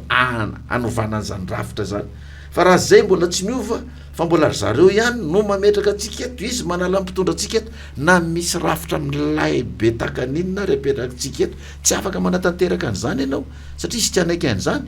ary raha ianao nitany hoe anao an'zany eo koa de araka ireny le nambara navoaka atsika tele navoakan'ireo le vahin'ireo hoe raha misy mpitondra tady ampandroso ny fireneny tonga de ndelimine izy de baraseo izy dikan'zany tsy tsika tsy amsika eto no tokony andeha ifamono andeha ifanapotika andeha ifanaratsy am'izay fanoekevitra hita eo ary aza mieritreritra nareo fa za ho tezitra raha tsy filoam-pirenena za ho faty raha tsy tanteraka ny faminanina na analyzy ozy izy zareo rehefa tsy tanteraka ila izy de lazaindrala hoe faminanina fa rehefa tanteraka ila izy de lazainy hoe analyzy enjana koa le analyzy le pieno ka anareo aza misahirana mihitsy fa rehefa tsy sitrapon'Andriamanitra na tonga avako ao de tsy tonga eo de teniko nario fa aza nitenako no ario zay fitenenana zay de miraharosoantsika malagasy rehetrarehetra mbola averiko aza diso adversaire ho atsika ka itsika samy malagasy foana ny de ifanimely sy fanapotika eto fa zay tena adversaire fototra mampahatra atsika mba dinio mba jereva raha diso ny resako teo na marina de samy mandiny tena fa samy te tandrazany tsika na olotsotra na mpanao politika na pastera saorany pastera Mayola nitondra zay heviny manoloana ny raharam-pirenena zay saorany anareo mpiaino naritra ny aino hatramin'ny farany amin'ny herinany mitondra vahiny hafandraitsika ao anatiny ity fandarany ity raha vokatra no tetsy amin'ny lafiny teknika penjy Randrianarisoa ibona gazety nanentana ny fandarany mandrapitafo ao manaraka indray tompoko lasy tompoko vavy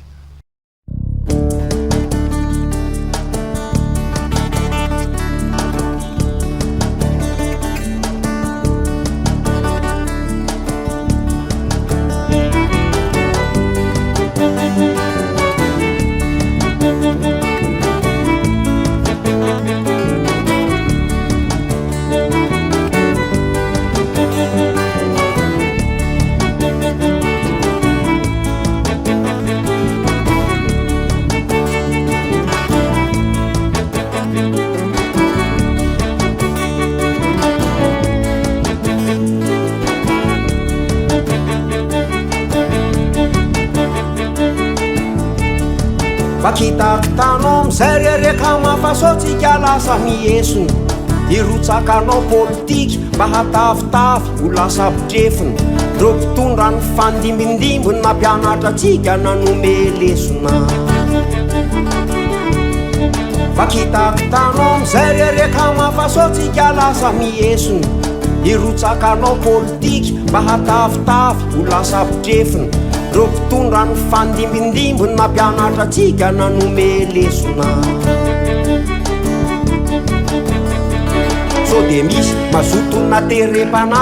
anao komitina président mpitambolana sekretera fitsika tsy mila amin'nylodaka ely amin'ny lahady tongava mivory manova fitafina olona ambony isika irotsakanao politika teneniny ka matongava de entiny ekipa orlety tiredre fa amin'ny taona 2013 de misy milaza hitondrany tany tonga de besy de malaza azy tena mahoraka fipastera ho ambotsorohitra fa ny devolo no sisapanohitra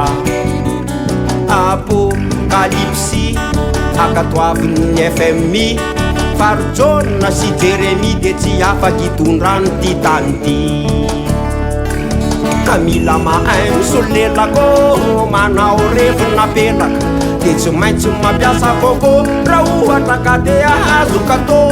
raha tsy zany de tapa mirin raha vao tsy mijabo train oya firifiry no efa nitondra ny liba sy ny robaroba nanamono nanavanondoza de tsy nisy nahiditra ponja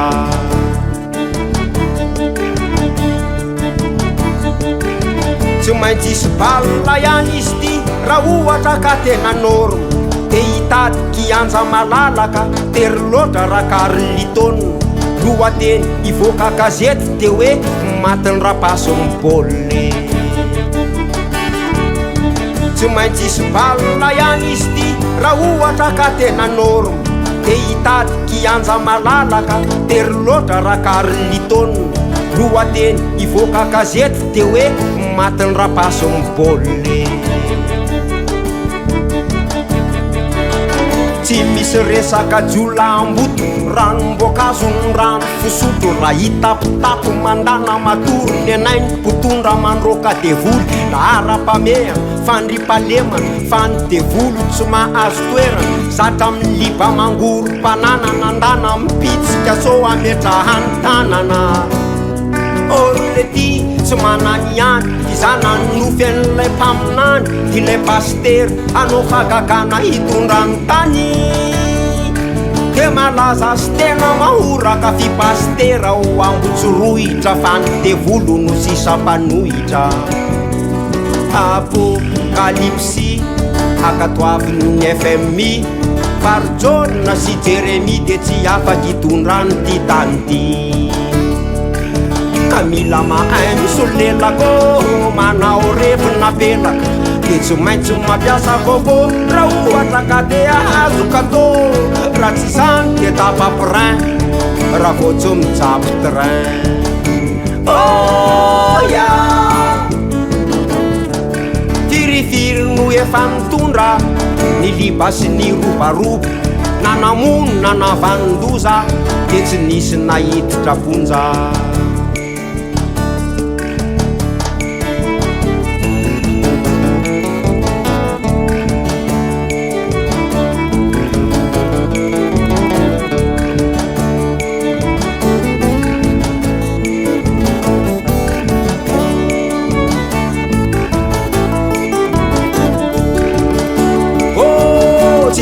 resaka jolamboto ranomboakazo ny rano fisotro raha hitapitapo mandana matory ny anainy mpotondra mandroka devoly la ara-pameha fandripalemana fanydevolo tsy mahazo toerana zatra amin'ny liba mangoro mpanana nandana mipitsika so ametrahany tanana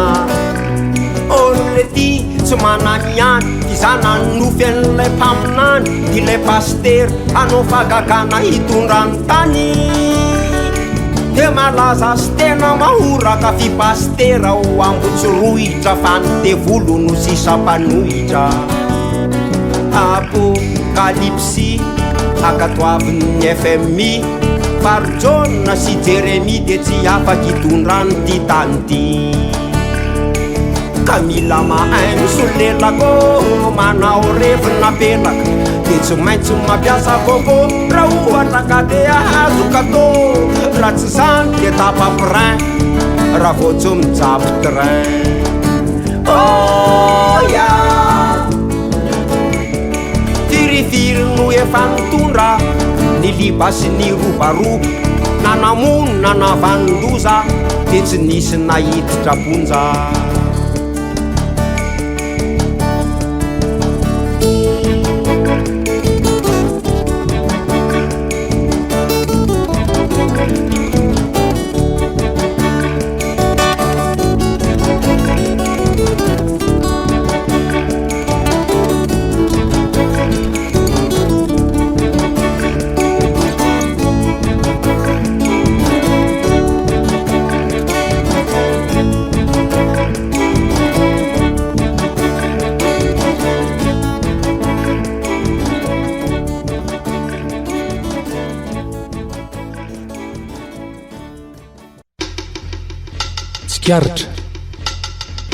tsikaritra